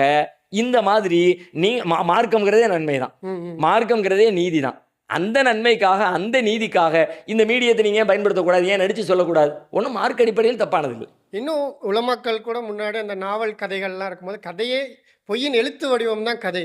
ஸோ அந்த கதைகள்லாம் வந்து படிக்கலாமா எழுதலாமான்னு கேட்கும் போது அதுக்கு அவங்க சொல்லும் போது இல்லை, படிக்கிற எல்லாருக்குமே அது கதைன்னு தெரியும், யாரும் வந்துட்டு இது ஒரு உண்மையான சரித்திரம்னு ஏமாத்தலாம். ஸோ படிக்கும் போது ஒரு நல்ல கருத்தை சொல்லுது, ஆபாசம் இல்லை, மார்க்கம் தடுத்த விஷயங்கள் இல்லைன்னா பிரச்சனை இல்லை. நீங்கள் சொல்கிறது கரெக்ட். நம்ம பார்க்குற சினிமா இல்லை நாங்கள் எடுக்கிற ஷார்ட் ஃபிலிம் கூட யாரும் சிசிடிவி ஃபுட்டேஜ்னு நினைக்கல, அது எல்லாரும் பார்க்குற எல்லாருக்குமே அது நடிப்புன்னு தெரியுது. அது மூலமாக ஒரு நல்ல விஷயங்கள் வருதுன்றப்ப அதை எதிர்க்கிறதுல பெரிய வாதங்கள் இல்லைன்னு நமக்கு தோணுது. கரெக்ட். இன்னொன்று இயல்பாக என் பர்சனல் எக்ஸ்பீரியன்ஸ்லேருந்து உங்ககிட்ட அது விஷயத்தில் என்ன ஷேர் பண்ணணும்னு நினைக்கிறேன்னா, நம்ம சேனல் மூலமாக போடுற வீடியோஸ்லேயே நிறைய முஸ்லீம் அல்லாத சகோதரர்களுக்கு இஸ்லாம் பற்றிய கருத்துக்கள் போய் சேருது. ஏன்னா அவங்க பெருசாக பயான் பார்க்குற பழக்கங்கள் இருக்காது. அவங்க ஒரு ரீல்ஸ் தள்ளும் போது ஏதோ ஒரு காமெடி வீடியோ போல் ஏதோ ஒரு ஷார்ட் ஃபிலிம் போலன்னு பார்த்துட்டு இருக்கும்போது கடைசியில் நபி ஸல்லல்லாஹு அலைஹி வஸல்லம் இதை சொல்லியிருக்காங்கன்னு, ஓ நபிகள் நாயகம் இதெல்லாம் சொல்லியிருக்காங்களா, அந்த குரானை கொடுப்பா நானும் படிக்கிறேன் அதுன்னு விருப்பப்பட்டு வாங்கிக்கிறாங்க. நாங்கள் யாருக்கும் போய் இந்தாங்க குரான் படிங்கன்னு கூட கொடுக்கறதில்ல. நம்ம வீடியோவில் நம்பர் போடுறத பார்த்துட்டு அவங்க விருப்பப்பட்டு வாங்குறாங்க. நேரில் பார்க்கும்போது வீட்டுக்கு வாங்க சாப்பிட அப்படின்னு முஸ்லீம்களை நேசிக்கக்கூடிய முஸ்லீம் அல்லாத சகோதரர்களாக மாறுறாங்க. இஸ்லாம் என்னன்னு உண்மையை தெரிஞ்சுக்கிறாங்க. ஸோ அந்த அளவுக்கு இம்பாக்ட் பண்ணுதுன்னா அந்த டூலை இப்ப எல்லாரும் நீங்க ஒரு சின்ன வடிவத்துல தான் அதெல்லாம் செஞ்சுக்கிட்டு ஆமா இருக்கீங்க. ஆமா ஆமா இந்த லெவலுக்கு உள்ள இதுவே இவ்வளவு தாக்கத்தை ஏற்படுத்துது அப்படின்னா, மாஸ் மீடியாவா இருக்கிற கண்டிப்பா. சினிமாவுல இந்த செய்தி போச்சுன்னா எவ்வளவு பெரிய தாக்கத்தை ஏற்படுத்தும். உண்மை உண்மை சார். ஆனால் அதை அடிப்படையில் தான் நீங்கள் ஹபீபியை ஆதரிச்சிங்களா? ஏன்னா ஒரு முக்கியமான ஒரு குற்றச்சாட்டு என்ன வைக்கப்படுதுன்னா, 25 வருஷ காலம் செஞ்ச நீங்கள் எல்லாருமே செஞ்ச தாவாவை 3 நாள் இந்த ஹபீபி வந்து பண்ணிட்டு போயிருச்சு அப்படின்னு நீங்கள் சொன்னதாக குற்றச்சாட்டு வைக்கப்படுது. இதுல முதல்ல சொல்ல வேண்டிய செய்தி என்னன்னா, இந்த தாவாங்கிற சொல்லு, ம் ம். இந்த சொல்ல வந்து கண்டிப்பா அதை சொன்னவங்க திட்டமிட்டு சொல்லியிருக்க மாட்டாங்க. போற போக்குல கவனக்குறைவா சொல்லியிருப்பாங்கன்னு நான் நினைக்கிறேன். ஏன் ஓகே. அப்படின்னு கேட்டா, அந்த சொல்லு நான் சொல்ல வந்த கருத்தையே மாத்தி புரிய வைக்குது. ம் ம். அதை நான் சொல்ல வந்த நான் சொன்னேன் 25 ஆண்டு கால உழைப்பை வந்து இது வந்து நாங்கள் சென்றடைஞ்ச தூரத்தை 3 நாள் 2-3 நாளில் இந்த சினிமா போய் சென்றடைஞ்சிருக்கு நான் சொன்னேன். ஆனால் நான் சொன்னது தாவாங்கிற பொது சொல்லலை நீங்கள் சொன்னீங்கன்னா மொத்த இஸ்லாமிய பிரச்சாரத்தையும் அது குறிக்கிற மாதிரி ஆயிடுது. ஓகே. நான் அதை குறித்து சொல்லலை. எதை குறித்து சொல்கிறேன்னா, நம்மீது சொல்லப்பட்ட அவதூறுகள், நாம் வந்து முஸ்லீம்கள் தீவிரவாதிகள் பயங்கரவாதிகள் இப்படியாக நம்மை பற்றி சொல்லப்பட்ட பொய்யான கதைகளும் கற்பனைகளும் இருக்குல்ல, இஸ்லாமோஃபோபியா. இஸ்லாமோபியா, அந்த பயமுறுத்தல்களுக்கு எதிராக செஞ்சிருக்கிற வேலை, அந்த வேலைக்காக வேண்டி நம்ம நிறைய போராடி இருக்கிறோம், நிறைய புத்தகங்கள் எழுதியிருக்கோம், நிறைய மாடல் போட்டிருக்கிறோம், நிறைய கோடி செலவு பண்ணியிருக்கோம். எக்கச்சக்கமா பல கோடிகளை அள்ளி இறைச்சிருக்கிறோம். ஆனா அதெல்லாம் ஏற்படுத்தின ரிசல்ட் என்ன அப்படின்னு சொல்லி பாருங்க.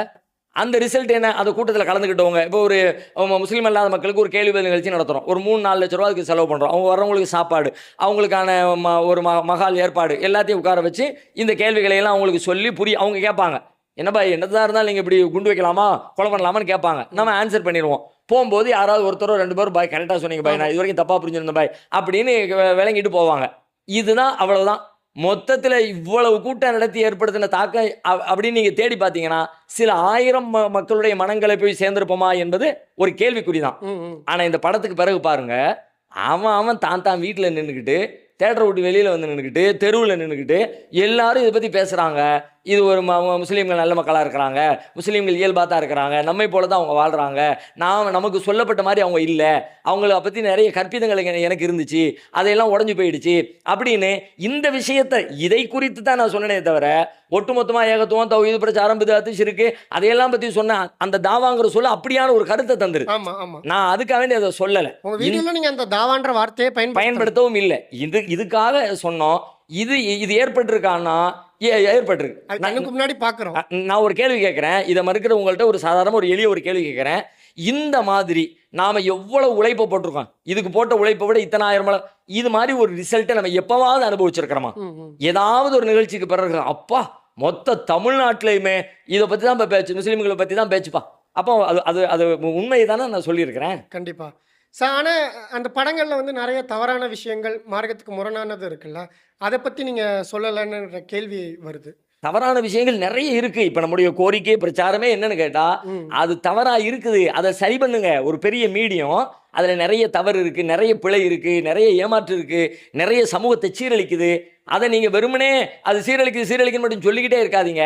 சீரழிக்குதுங்கிறதுனால தான் நீங்க செய்யுங்க நான் சொல்றேன். ஓகே. எதுக்கு நான் சொல்றேன்? ஒரு ரீப்ளேஸ்மெண்ட் கொடுங்க. வெறுமனே நீங்க அதை குறை சொல்லிக்கிட்டே இருந்தீங்கன்னா மாற்று வரவே வராது. மார்க்கம் சொல்லக்கூடிய போதனைகளை நீங்க எடுத்துங்க.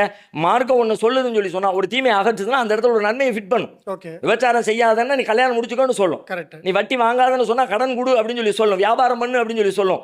இந்த மாதிரி ஒன்றுக்கும் சிலையை வணங்காத, அல்லாஹ் மட்டும் வணங்கு அப்படின்னு அதுக்கான மாற்று என்னங்கிறத கரெக்டாக துல்லியமாக புரிய வைக்கும். அப்படி இருந்தால் தான் அங்கே மூழ்கி கிடக்கிறவனை தூக்கி கொண்டு இங்கே நிப்பாட்ட முடியும். இங்கே நீங்கள் எம்டியாக வச்சுருந்தீங்கன்னா அங்கேயே சுற்றிக்கிட்டே இருப்பானே தவிர அங்கேருந்து அவனை கொண்டு வர முடியாது. அப்போ அந்த மோசமான ஆபாசமான அந்த கலாச்சாரத்தில் இருந்து இந்த சமூகத்தை விடுவிக்கணும்னு உண்மையிலே உங்களுக்கு நெசமான ஆர்வமும் ஆசையும் இருந்துச்சுன்னு சொல்லி சொன்னால் நாம செய்ய வேண்டிய வேலை என்னன்னா அதை தூய்மைப்படுத்தி தூய நல்ல ஆபாசம் இல்லாத தீமைகள் அற்ற ஒரு சினிமாக்களை உருவாக்கி அதை அந்த பிளாட்ஃபார்ம்ல கொண்டு கொடுத்தாச்சுன்னா அங்க எல்லாரும் விரும்பி பார்க்கல, அது இருக்கிறதுனால பார்த்துக்கிட்டு இருக்கிறான். கரெக்ட். அதுக்கு மாற்ற இது போயிடுச்சுன்னு வைங்க, இதை உட்காந்து பார்த்துக்கிட்டு இருப்பான். இதை பார்க்கும்போது ஆட்டோமேட்டிக்காக இது ஏற்படுத்துகிற தாக்கம் என்னவோ, அந்த இஸ்லாமிய சிந்தனைகள் என்னவோ, வாழ்வியல் என்னவோ, உண்மைகள் என்னவோ, அதை நோக்கி மக்கள் திரும்ப ஆரம்பிச்சிருவாங்க. நான் வந்து ஹபீபியை எப்படி பார்க்குறேன்னா, ஒரு 110 வருஷ தமிழ் சினிமாவோட வரலாறுல முதல் முறையில் ஒரு முயற்சி வருது. ஒரு குழந்தை வந்துட்டு ஃபஸ்ட் டைம் எழுதி காட்டும் போது அதில் எழுத்து பிழைகள் இருந்தாலும் ஹேண்ட் ரைட்டிங் நல்லா இருக்குன்னு நிறைய பேர் நம்ம இல்லாமல் மாற்று மக்கள் முதற்கொண்டு சொல்கிறாங்க. இப்போ ஹேண்ட் ரைட்டிங் நல்லா இருக்குன்னா ஆமாம் நல்லா இருக்குது, அதோட ரிசல்ட்டு பாசிட்டிவாக தான் அமைஞ்சிருக்குன்றதை ஏற்றுக்கிட்டு தான் ஆகணும். ஆனால் அந்த எழுத்து பிழைகளை சரிப்படுத்திக்கிட்டால் நல்லாயிருக்கும். அந்த காதல் காட்சிகளுக்கு பதிலாக வேறு அங்கே வைக்கிறதும், இன்னும் மார்க்கம் தடுத்தா சில பாவம் செய்கிற மாதிரி ஒரு காட்சி வருதுன்னா அதை கண்டிப்பா மாற்றணும், கண்டிப்பா அதுல மாற்றணும். நாம வந்து அதை குறை சொல்லலை அப்படின்னு நீங்க பார்க்க தேவையில்லை, ஆல்ரெடி அது குறை தான். அது அந்த பிளாட்ஃபார்மே சிக்கல் தான். அந்த சிக்கலில் நான் பாராட்டுகிற ஒரு அம்சம் இருக்கிறது, நான் அதுல வியந்து பார்க்கிற ஒரு செய்தி இருக்கிறது தான் மேட்டரே தவிர, இது இந்த ஒன்றை பாராட்டிய காரணத்தினால ஒட்டுமொத்தமா அதுல இருக்கிற தவறுகளையும் சேர்த்து பாராட்டி விட்டேன்னு நீங்க புரிஞ்சுக்க கூடாது. உலகத்துல யாரையும் அப்படி சொல்ல மாட்டோம்ல. இப்ப டிஎம்கே கவர்மெண்ட்டை பாராட்டணும், நல்லா இருந்துச்சு வச்சுச்சு ஓட்டு போடுங்கலாம் எல்லாருமே சேர்ந்து தான் சொல்லத்தான் செஞ்சோம். டாஸ்மாக் கடையில் தீபாவளிக்கு அவங்க வந்து இது ஃபிக்ஸ் பண்ணி வியாபாரம் பண்ணாங்க, அதையும் சேர்த்து பாராட்டிட்டேன்னு அர்த்தம். அவங்க செஞ்ச நல்லதுகளை பாராட்டியதற்காக செய்த தீமைகளையும் அக்செப்ட் பண்ணிக்கிட்டு தான் அர்த்தம் கிடையாது. இதில் அது மாதிரி நிறைய காட்சிகள் இருக்கிறது, தேவையற்ற காட்சிகள் இருக்கிறது. அந்த காட்சிகளையும் அவர்கள் தவிர்த்திருந்தால் இன்னும் சிறப்பாக அந்த இந்த விமர்சனங்களில் இருந்து தன்னை காத்துக்கொண்ட ஒரு படமாக அது மாதிரி இருக்கும். அதுக்கு அந்த பார்வை எனக்கு இருக்கத்தான் செய்கிறது. இன்னும் சொல்ல போனா இந்த கதைக்களத்தை விட்டுட்டு வேற கதைக்களத்துக்குள்ள போயிருந்தாங்கன்னு வச்சுங்க, இந்த பஞ்சாயத்துக்குள்ளே வந்திருக்க. இப்ப இன்னைக்கு விமர்சிக்கக்கூடிய பல பேருடைய விமர்சன வாய்ப்புகளே அவங்களுக்கு இல்லாம போயிருக்கும். அதுல எல்லாம் அவங்க தப்பு தான் பண்ணியிருக்கிறாங்க. இப்போ ஒரு காதல் அப்படிங்கிற காட்சியை, காதலை மையமாக வைத்து திரைப்படம் தானே. ஒரு பெற்றோர் பிள்ளைகளுக்கான உறவுன்னு கதைக்களத்தை நீங்க மாத்தி பாருங்க. ஒரு சமூக பிரச்சனைக்கான தீர்வு, ஒரு குடிகாரனை திருத்துறது அப்படிங்கிறத மையமா வச்சு அதனால் ஏற்படக்கூடிய பாதிப்பு, ஒருத்தன் குடிச்சு கெட்டு போயிட்டான், அவனுடைய குடும்பம் சீரழிஞ்சு போச்சு, அதுல இருந்து அவனை மீட்கிறதுக்காண்டி ஒரு பெரும் போராட்டத்தின் முடிவில் இப்படி ஆச்சு அப்படின்னு கதைக்களத்தை இப்படி எவ்வளவு கதைகள் இருக்கிறதே. கதைக்களத்தை அவங்க மாத்தி இருந்தாங்கன்னா இதில் இதுல இருக்குது, இதுல நிறையவே இருக்கிறது.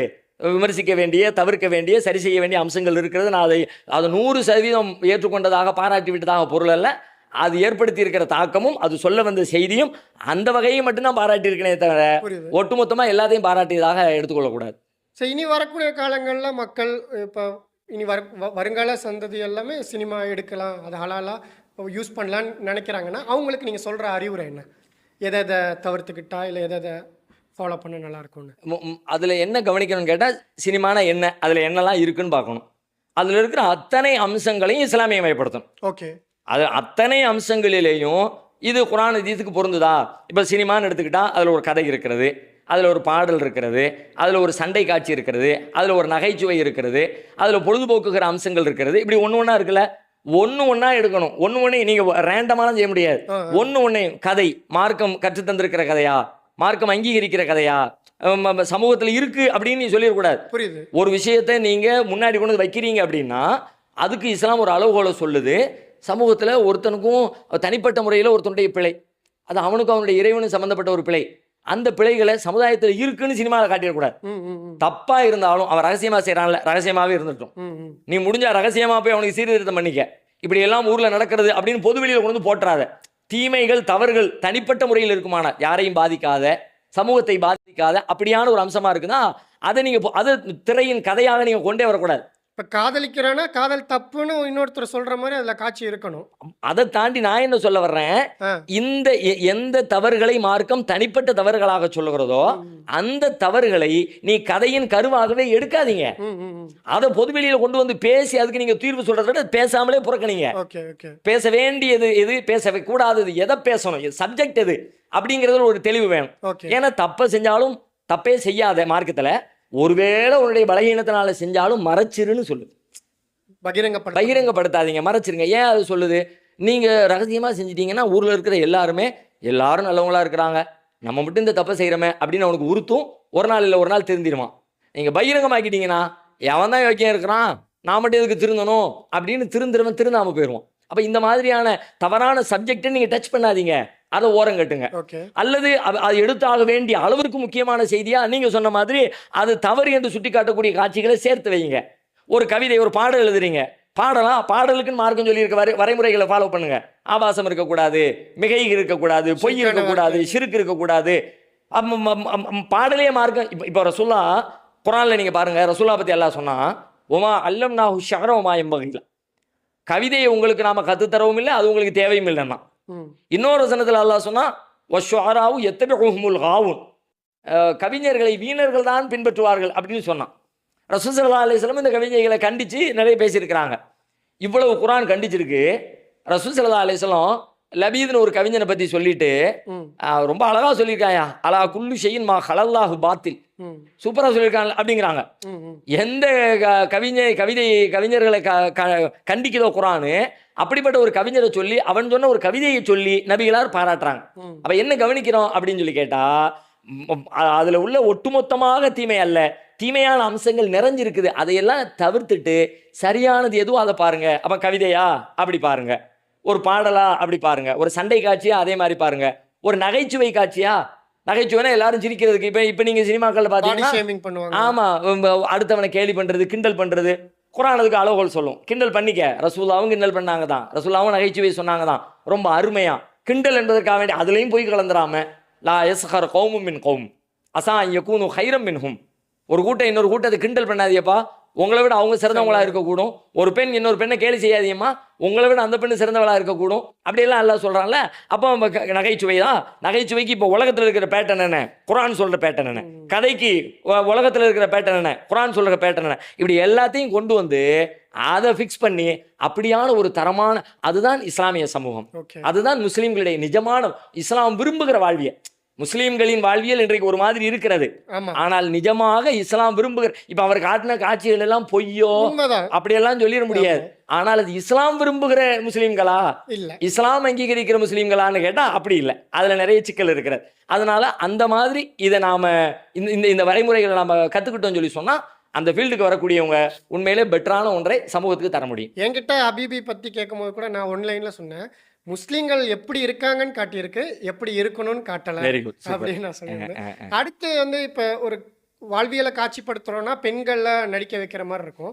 ஸோ அதில் வந்துட்டு ஹிஜாபுடைய ரூல்ஸ்லாம் இருக்குல்ல, ஸோ அதை பற்றி கொஞ்சம் சொல்லுங்கள். இந்த ஹிஜாபுடைய ரூல் அப்படிங்கிறது, ஹிஜாபுங்கிறது பொதுவாகவே முஸ்லீம்களுக்கான கட்டளை. அது ஓகே, இந்த சமூகத்தில் முஸ்லீம் இல்லாதவர்களும் சேர்ந்து தான் இருக்கிறாங்க. அவங்கள காட்டும்போது அவங்களுக்கு ஒரு ஹிஜாபை போட்டு காட்டினீங்கன்னு நீங்கள் காட்ட வர்றதே அர்த்தம் இல்லாமல் அவங்க யாருங்கிறது அவங்கள காட்டணும். இல்லை அப்போ திரையில் வந்துட்டா, நான் திரையில் காட்டி விட்டேன், திரையில் காட்டிய பெண்ணுக்கு தலையில் முக்காடு இல்லை, நீங்கள் வந்து ஹிஜாபுங்கிற பேரில் முழுமையாக இஸ்லாம் சொல்லக்கூடிய மொத்த ஒழுக்கத்தையும் அப்படி பார்க்காம ஆபாசம் இல்லாமல் இயல்பாக தலை மட்டும் மறைக்கல, முக்காடு போடலப்பா, மற்றபடி ஓகே டீசெண்டாக இருக்குது அப்படின்னு சொல்லக்கூடியது இருக்குல்ல, அந்த மாதிரியான விஷயங்களை பொறுத்து அப்படி நம்ம காட்டிட முடியும். அப்படி காட்டுறது பிழையானது நம்ம சொல்ல முடியாது. ஏன் அதை நீங்கள் பிழைன்னு சொன்னீங்கன்னா சமூகத்தில் வாழ்றதே பிழையா போயிருமே. கண்டிப்பாக. இப்போ நான் கடை வச்சிருக்கேன், என் கடைக்கு வர்றாங்க, கடைக்கு வர்றவங்க எல்லாரும் கார்டு போட்டு வரணும்னு நான் சொல்ல முடியுமா? என் வீட்டு திருமண நிகழ்ச்சி வச்சுருக்கிறேன், திருமணத்துக்கு முஸ்லீம் அல்லாத பெண்கள் வர்றாங்க, சகோதர சௌரிகள் வர்றாங்க, மாற்று மதத்தை சார்ந்தவங்க எல்லாம் எப்படின்னா தான் வர முடியும்னு சொல்ல முடியுமா? சொல்கிறோமா? அதை யாராவது ஆளுங்களோ மார்க்க அறிஞர்களோ அல்லது சமூகத்தில் யாராவது அப்படியான கோரிக்கைகளை வைக்கிறோமா? என் வீட்டுக்குள்ளே தானே வர்றாங்க, இப்போ நீ தானப்பா வீடியோ எடுக்கிறேன்னு சொல்லி கேட்குறாங்க, அவன் என் வீட்டுக்குள்ளே தானே வர்றாங்க, அதனால வரக்கூடாதுன்னு சொல்ல முடியுமா? இல்லை, இந்த மார்க்க நிகழ்ச்சிகள்ல இப்போ முஸ்லீம் அல்லாதவர்களை கேள்வி பதில் வைக்கும் போது அவங்க எப்படி வர்றாங்க? அவங்க வீடியோ எடுக்கிறாங்க, அவங்க கேள்வி கேட்கறத அவங்க ஹிஜாப் இல்லாத நிலையில தான் இருக்காங்க. அந்த வீடியோவை எப்படி நம்ம போஸ்ட் பண்றோம்? இப்போ அந்த வீடியோக்களை சமூக வலைதளத்தில் பார்க்குறோம்ல, நீங்கள் இப்படி செய்வது சரியா, நீங்க எப்படி பர்தா போட்டு பெண்களை குடும்பப்படுத்துறீர்கள்னு பெண்கள் கேட்குறாங்க. அந்த பெண் எப்படி கேட்குறாங்க? பர்தா இல்லாமல் பர்தா போட்டு கேட்பாங்களா? இந்த கேள்வியை கேட்குற ஒரு பெண் பர்தா போட்டு கேட்பாங்களா? கேட்க மாட்டாங்க. பர்தா இல்லாமல் தான் கேட்குறாங்க. ஆனால் தலையில் முக்கால் எல்லாம் அந்த டீசெண்டான ஒரு தோற்றத்தில் இருக்கிறாங்க. அது சமூக வலைதளத்தில் வருது. அது இந்த மாதிரி நிகழ்ச்சி நடத்தக்கூடிய எல்லா ஆலிம்சாக்களும் அந்த கேள்வியை அட்டன் பண்ணியிருக்கிறாங்க, அந்த வீடியோ ஒளிபரப்பி இருக்கிறாங்க. இந்த ஒளிபரப்புலாம் எப்படி? அது அவங்க அதை நீங்கள் அவர்கள் மீது திணிக்க முடியாது. அவர்கள் விரும்பினால் அதை செய்து கொள்வார்கள். அப்படி நிறைய பேர் செய்கிறாங்க. முஸ்லீம்களுடைய இந்த ஹிஜாப் நல்லா இருக்கு, நான் எடுத்துக்கிறேன்னு செய்கிறாங்க. ஓகே, அதை அக்செப்ட் பண்ணிக்கலாம். எல்லாரும் அதை செய்யணும்னு நீங்கள் எப்படி கட்டாயப்படுத்த முடியும்? அதனால அந்த ஹிஜாப் விவகாரத்தை முஸ்லீம்களை காட்டும்போது கரெக்டாக காட்டிடுங்கப்பா என்று ஒரு ரூல் வைக்க முடியுமே தவிர, பொதுவான ரூலாக அதில் நம்ம வச்சோம்னா அர்த்தமற்றதாக நடைமுறை இருக்கும். சாத்தியமற்ற ஒரு சாத்தியமற்றதாக இருக்கும். ஃபேக்கான ஒரு இதை காட்டுற மாதிரி. ஒரு பொய்யான ஒரு அதுதான் நிஜமா பொய்யாயிரும். அதுதான் உண்மைக்கு புறம்பான செய்தியா இருக்கும். இப்போ நிறைய பேர் உங்களை விமர்சிக்கிறாங்க. இந்த ஹபீபி மேட்டரில் கூட ப்ரொமோஷனுக்கு எவ்வளோ வாங்கியிருப்பாங்க, ஆலிம்ஸா இன்ஃப்ளூயன்சர் மார்க்கெட்டிங்லாம் பண்ணுறாங்கன்ற லெவலில் இன்னும் நிறைய விமர்சனங்கள் வருது. அதெல்லாம் எப்படி பார்க்குறீங்க? சில விமர்சனங்களை அதை கண்டுக்கவே முடியாது.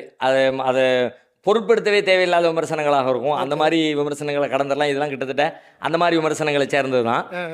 அதை தாண்டி இன்னும் சில விமர்சனங்களை, எல்லா விமர்சனங்களையும் அப்படி பார்த்துட முடியாது. ஓகே. விமர்சனங்கள் அவசியமானது. ஒரு மனிதனுடைய ஆரோக்கியமான செயல்முறைக்கு மற்றவர்களுடைய கருத்து என்னங்கிறதை கேட்கறதும், அதை உள்வாங்கிறதும், அதில் சரி இருக்குமானால் அதை ஏற்றுக்கொள்வதும் ரொம்ப முக்கியமானது. அந்த வகையில் மாற்று கருத்து வைக்கக்கூடிய, இதை விமர்சிக்கக்கூடியவர்களுடைய கருத்தை நான் மதிக்கிறேன். ஓகே. அவர்களுடைய நோக்கத்தை நான் அங்கீகரிக்கிறேன். நல்ல நோக்கத்தில் தான் சொல்கிறாங்க. ஏன்னா சினிமாவுக்குள்ள நிறைய சிக்கல் இருக்குது. இது இப்படி வாசலை திறந்து விட்டு அங்கே போய் விழுந்துடக்கூடாதுங்கிற அச்சத்தில் தான் அவர்கள் சொல்கிறாங்க. அந்த அச்சம் அவசியமற்றது என்பது என்னுடைய பார்வை. அவர்களுக்கு அந்த அச்சத்திலிருந்து அவர்கள் மீளவில்லை என்பது அவர்களுடைய நிலை. அதனால நான் முதல்ல சொன்ன மாதிரி தான், எனக்கான கருத்தை சொல்கிற ஸ்பேஸை நான் எப்படி விரும்புகிறேனோ, அது இருக்கணும்னு ஆசைப்படுறேனோ, அது மாதிரி அவர்களுக்கான ஸ்பேஸை நான் ஏற்றுக்கிறேன். அவங்க சொல்லட்டும், அதுவும் மக்கள் மத்தியில் போகட்டும். ஏன்னா நம்ம மக்களுக்காகத்தான் சொல்கிறோம். இதை பார்த்து கொண்டு இருக்கிற மக்கள் அதனுடைய உண்மை நிலையை விளங்கிக் கொள்ளணும் என்பதற்காக வேண்டி தான் சொல்கிறோம். இந்த ரெண்டையும் பரிசீலித்து பார்த்து ஒரு முடிவை நோக்கி அவங்க நகரணும். அதனால் யாரையும் இது சொன்னது தப்பு, இது ரொம்ப மோசமானது, இது முட்டாள்தனமானது, இது அறிவிலித்தனமானது என்றெல்லாம் நான் யாரையும் என்னை அப்படி விமர்சிச்சிருக்கிறாங்க. நான் அப்படி யாரையும் விமர்சிப்பதற்கு தயாராக இல்லை. அது ஒரு கடந்த காலத்தில் அப்படி ஒரு அல்தாஃபி இருந்தான். அந்த அல்தாஃபி இப்போ இல்லை. இப்போ இந்த மாதிரி படங்கள் வேற டேரக்டர்கிட்ட இருந்து வரும்போது, வேறத்தவங்களோட சப்போர்ட்டில் வரும்போது, அது இதே முஸ்லீம்களால் பாராட்டப்படுது. ஆலிம்கள் கண்டுக்காமலும் போயிடுறாங்க. இப்போ சிறையாக இருக்கட்டும், மாநாடாக இருக்கட்டும், நீர்ப்பறவையாக இருக்கட்டும், அயோத்தியாக இருக்கட்டும், அதெல்லாம் நமக்கு ஒரு ஆறுதலை கொடுக்குது. முஸ்லீம்கள் கெட்டவங்க இல்லை, நல்லவங்க தானே. ஆமாம், அந்த மீடியத்தில் அது ஒன்று வரணும்ல. சிறையில் ஒரே ஒரு டைலாக் தான் வந்துச்சு, என் பேர் முஸ்லீமு, அப்போ என்ன சுடுவியாடா, சுடு அப்படின்னு சொல்லும்போது அது நமக்கு ஆமாம், பேரை வச்சு ஒருத்தவங்களை ஜட்ஜ் பண்ணக்கூடாதுன்னு. ஆனால் ஹபீபி வந்துட்டு ஒரு நான் முஸ்லீம் ஆதரவோட இயக்கியிருந்தால் அது இவ்வளோ எதிர்ப்பு சம்பாதிச்சிருக்காதோ? அப்படியும் சிந்திக்க தான் தோணுகிறது. உங்களுக்கு கேள்வியிலையும் ஒரு நியாயம் இருக்கிறது. அதை அவங்க சிந்திச்சு பார்க்கட்டும். அதில் இருக்கிற நியாயங்களை யார் விமர்சிக்கிறாங்களோ அவங்க இந்த கேள்வியை சிந்திச்சு பார்த்தா பொருத்தமாக இருக்கும். சில பேர் ஆலிம்களே குடும்பமாக தேட்டர் போய் ஹபீபி பாருங்கன்றாங்க. ஸோ அது உங்களோட வீடியோவும் அதுக்கு வழிவகுக்குதுன்றாங்க. இல்லை, நான் துவக்கத்திலே சொன்ன மாதிரி தான், எல்லை மீறி போகிற அனைத்தையும் நான் ஒன்றை ஆதரித்த காரணத்தினால அனைத்தையும் ஆதரிச்சதாக சொல்லிடக்கூடாது. இப்படி குடும்பமாக தேட்டருக்கு செல்லக்கூடிய ஒரு கலாச்சாரம் என்பது அது உண்மையிலே இன்னைக்கு லெவலுக்கு என்னால் ஜீரணிக்க முடியாது. அந்த அளவுக்கு நல்ல படங்கள் இன்னும் அப்படியெல்லாம் போய் பார்க்குற ஒரு பழக்கத்தை உண்டாக்கிட்டோன்னு சொல்லி சொன்னால் அது பெரிய சிக்கலில் போய் முடிஞ்சிடும். அது ஒரு ஆபத்தானதாக நான் பார்க்குறேன். அப்படியெல்லாம் சொல்லியிருந்தால் அது கண்டிப்பாக வன்மையாக கண்டனத்திற்குரியது. அது சீர்திருத்தம் செய்யப்பட வேண்டிய விஷயங்கள். ஆனால் ஆக்சுவலாக இந்த மாதிரி படங்கள் வெற்றி அடைஞ்சாதான், இது மாதிரி இப்போ ஒரு தலித் மூவின்னு ஒரு மார்க்கெட் ஓப்பன் ஆயிருக்கு, அப்புறம் முஸ்லீம் மூவின்னு ஒரு மார்க்கெட் ஓப்பன் ஆகிறதுக்காக தான் அந்த மாதிரி சில பேர் சொல்லியிருக்காங்கன்னு எனக்கு தோணுது. இருக்கும், கண்டிப்பாக அதுக்கான வாய்ப்பும் இருக்கிறது. இது பெரிய செலவு பண்ணி செஞ்சுருப்பாங்க, செலவு படம் ஃப்ளாப் ஆகிடுச்சு அப்படின்னு சொல்லி சொன்னால் அதுக்கப்புறம் அடுத்த முயற்சி எடுக்கிறவங்க அதை அச்சப்படவும் செய்வாங்க. நீங்கள் சொல்லக்கூடிய வாதத்தில் உண்மை இருக்கும் செய்யுது. அல்ஹம்துலில்லாஹ் நிறைய விஷயங்களை இந்த குறுகிய நேரத்தில் பேசி தெரிஞ்சுக்க முடிஞ்சு. இன்னொரு வீடியோவில் அவங்க கூட சந்திக்கணும்னு நினைக்கிறேன். ஸோ இந்த வீடியோ பற்றின கருத்துக்களை கமெண்ட் பாக்ஸில் கமெண்ட் பண்ணுங்கள். இந்த வீடியோ அதிகமான மக்களுக்கு ஷேர் பண்ணுங்கள். மேலும் இது போன்ற பதிவுகளுக்கு லீடியூ நெட்வொர்க் என்கிற நமது யூடியூப் சேனலை சப்ஸ்கிரைப் செய்து அருகில் உள்ள பெல் ஐக்கானை ப்ரெஸ் செய்யுங்கள். அஸ்ஸலாமு அலைக்கும்.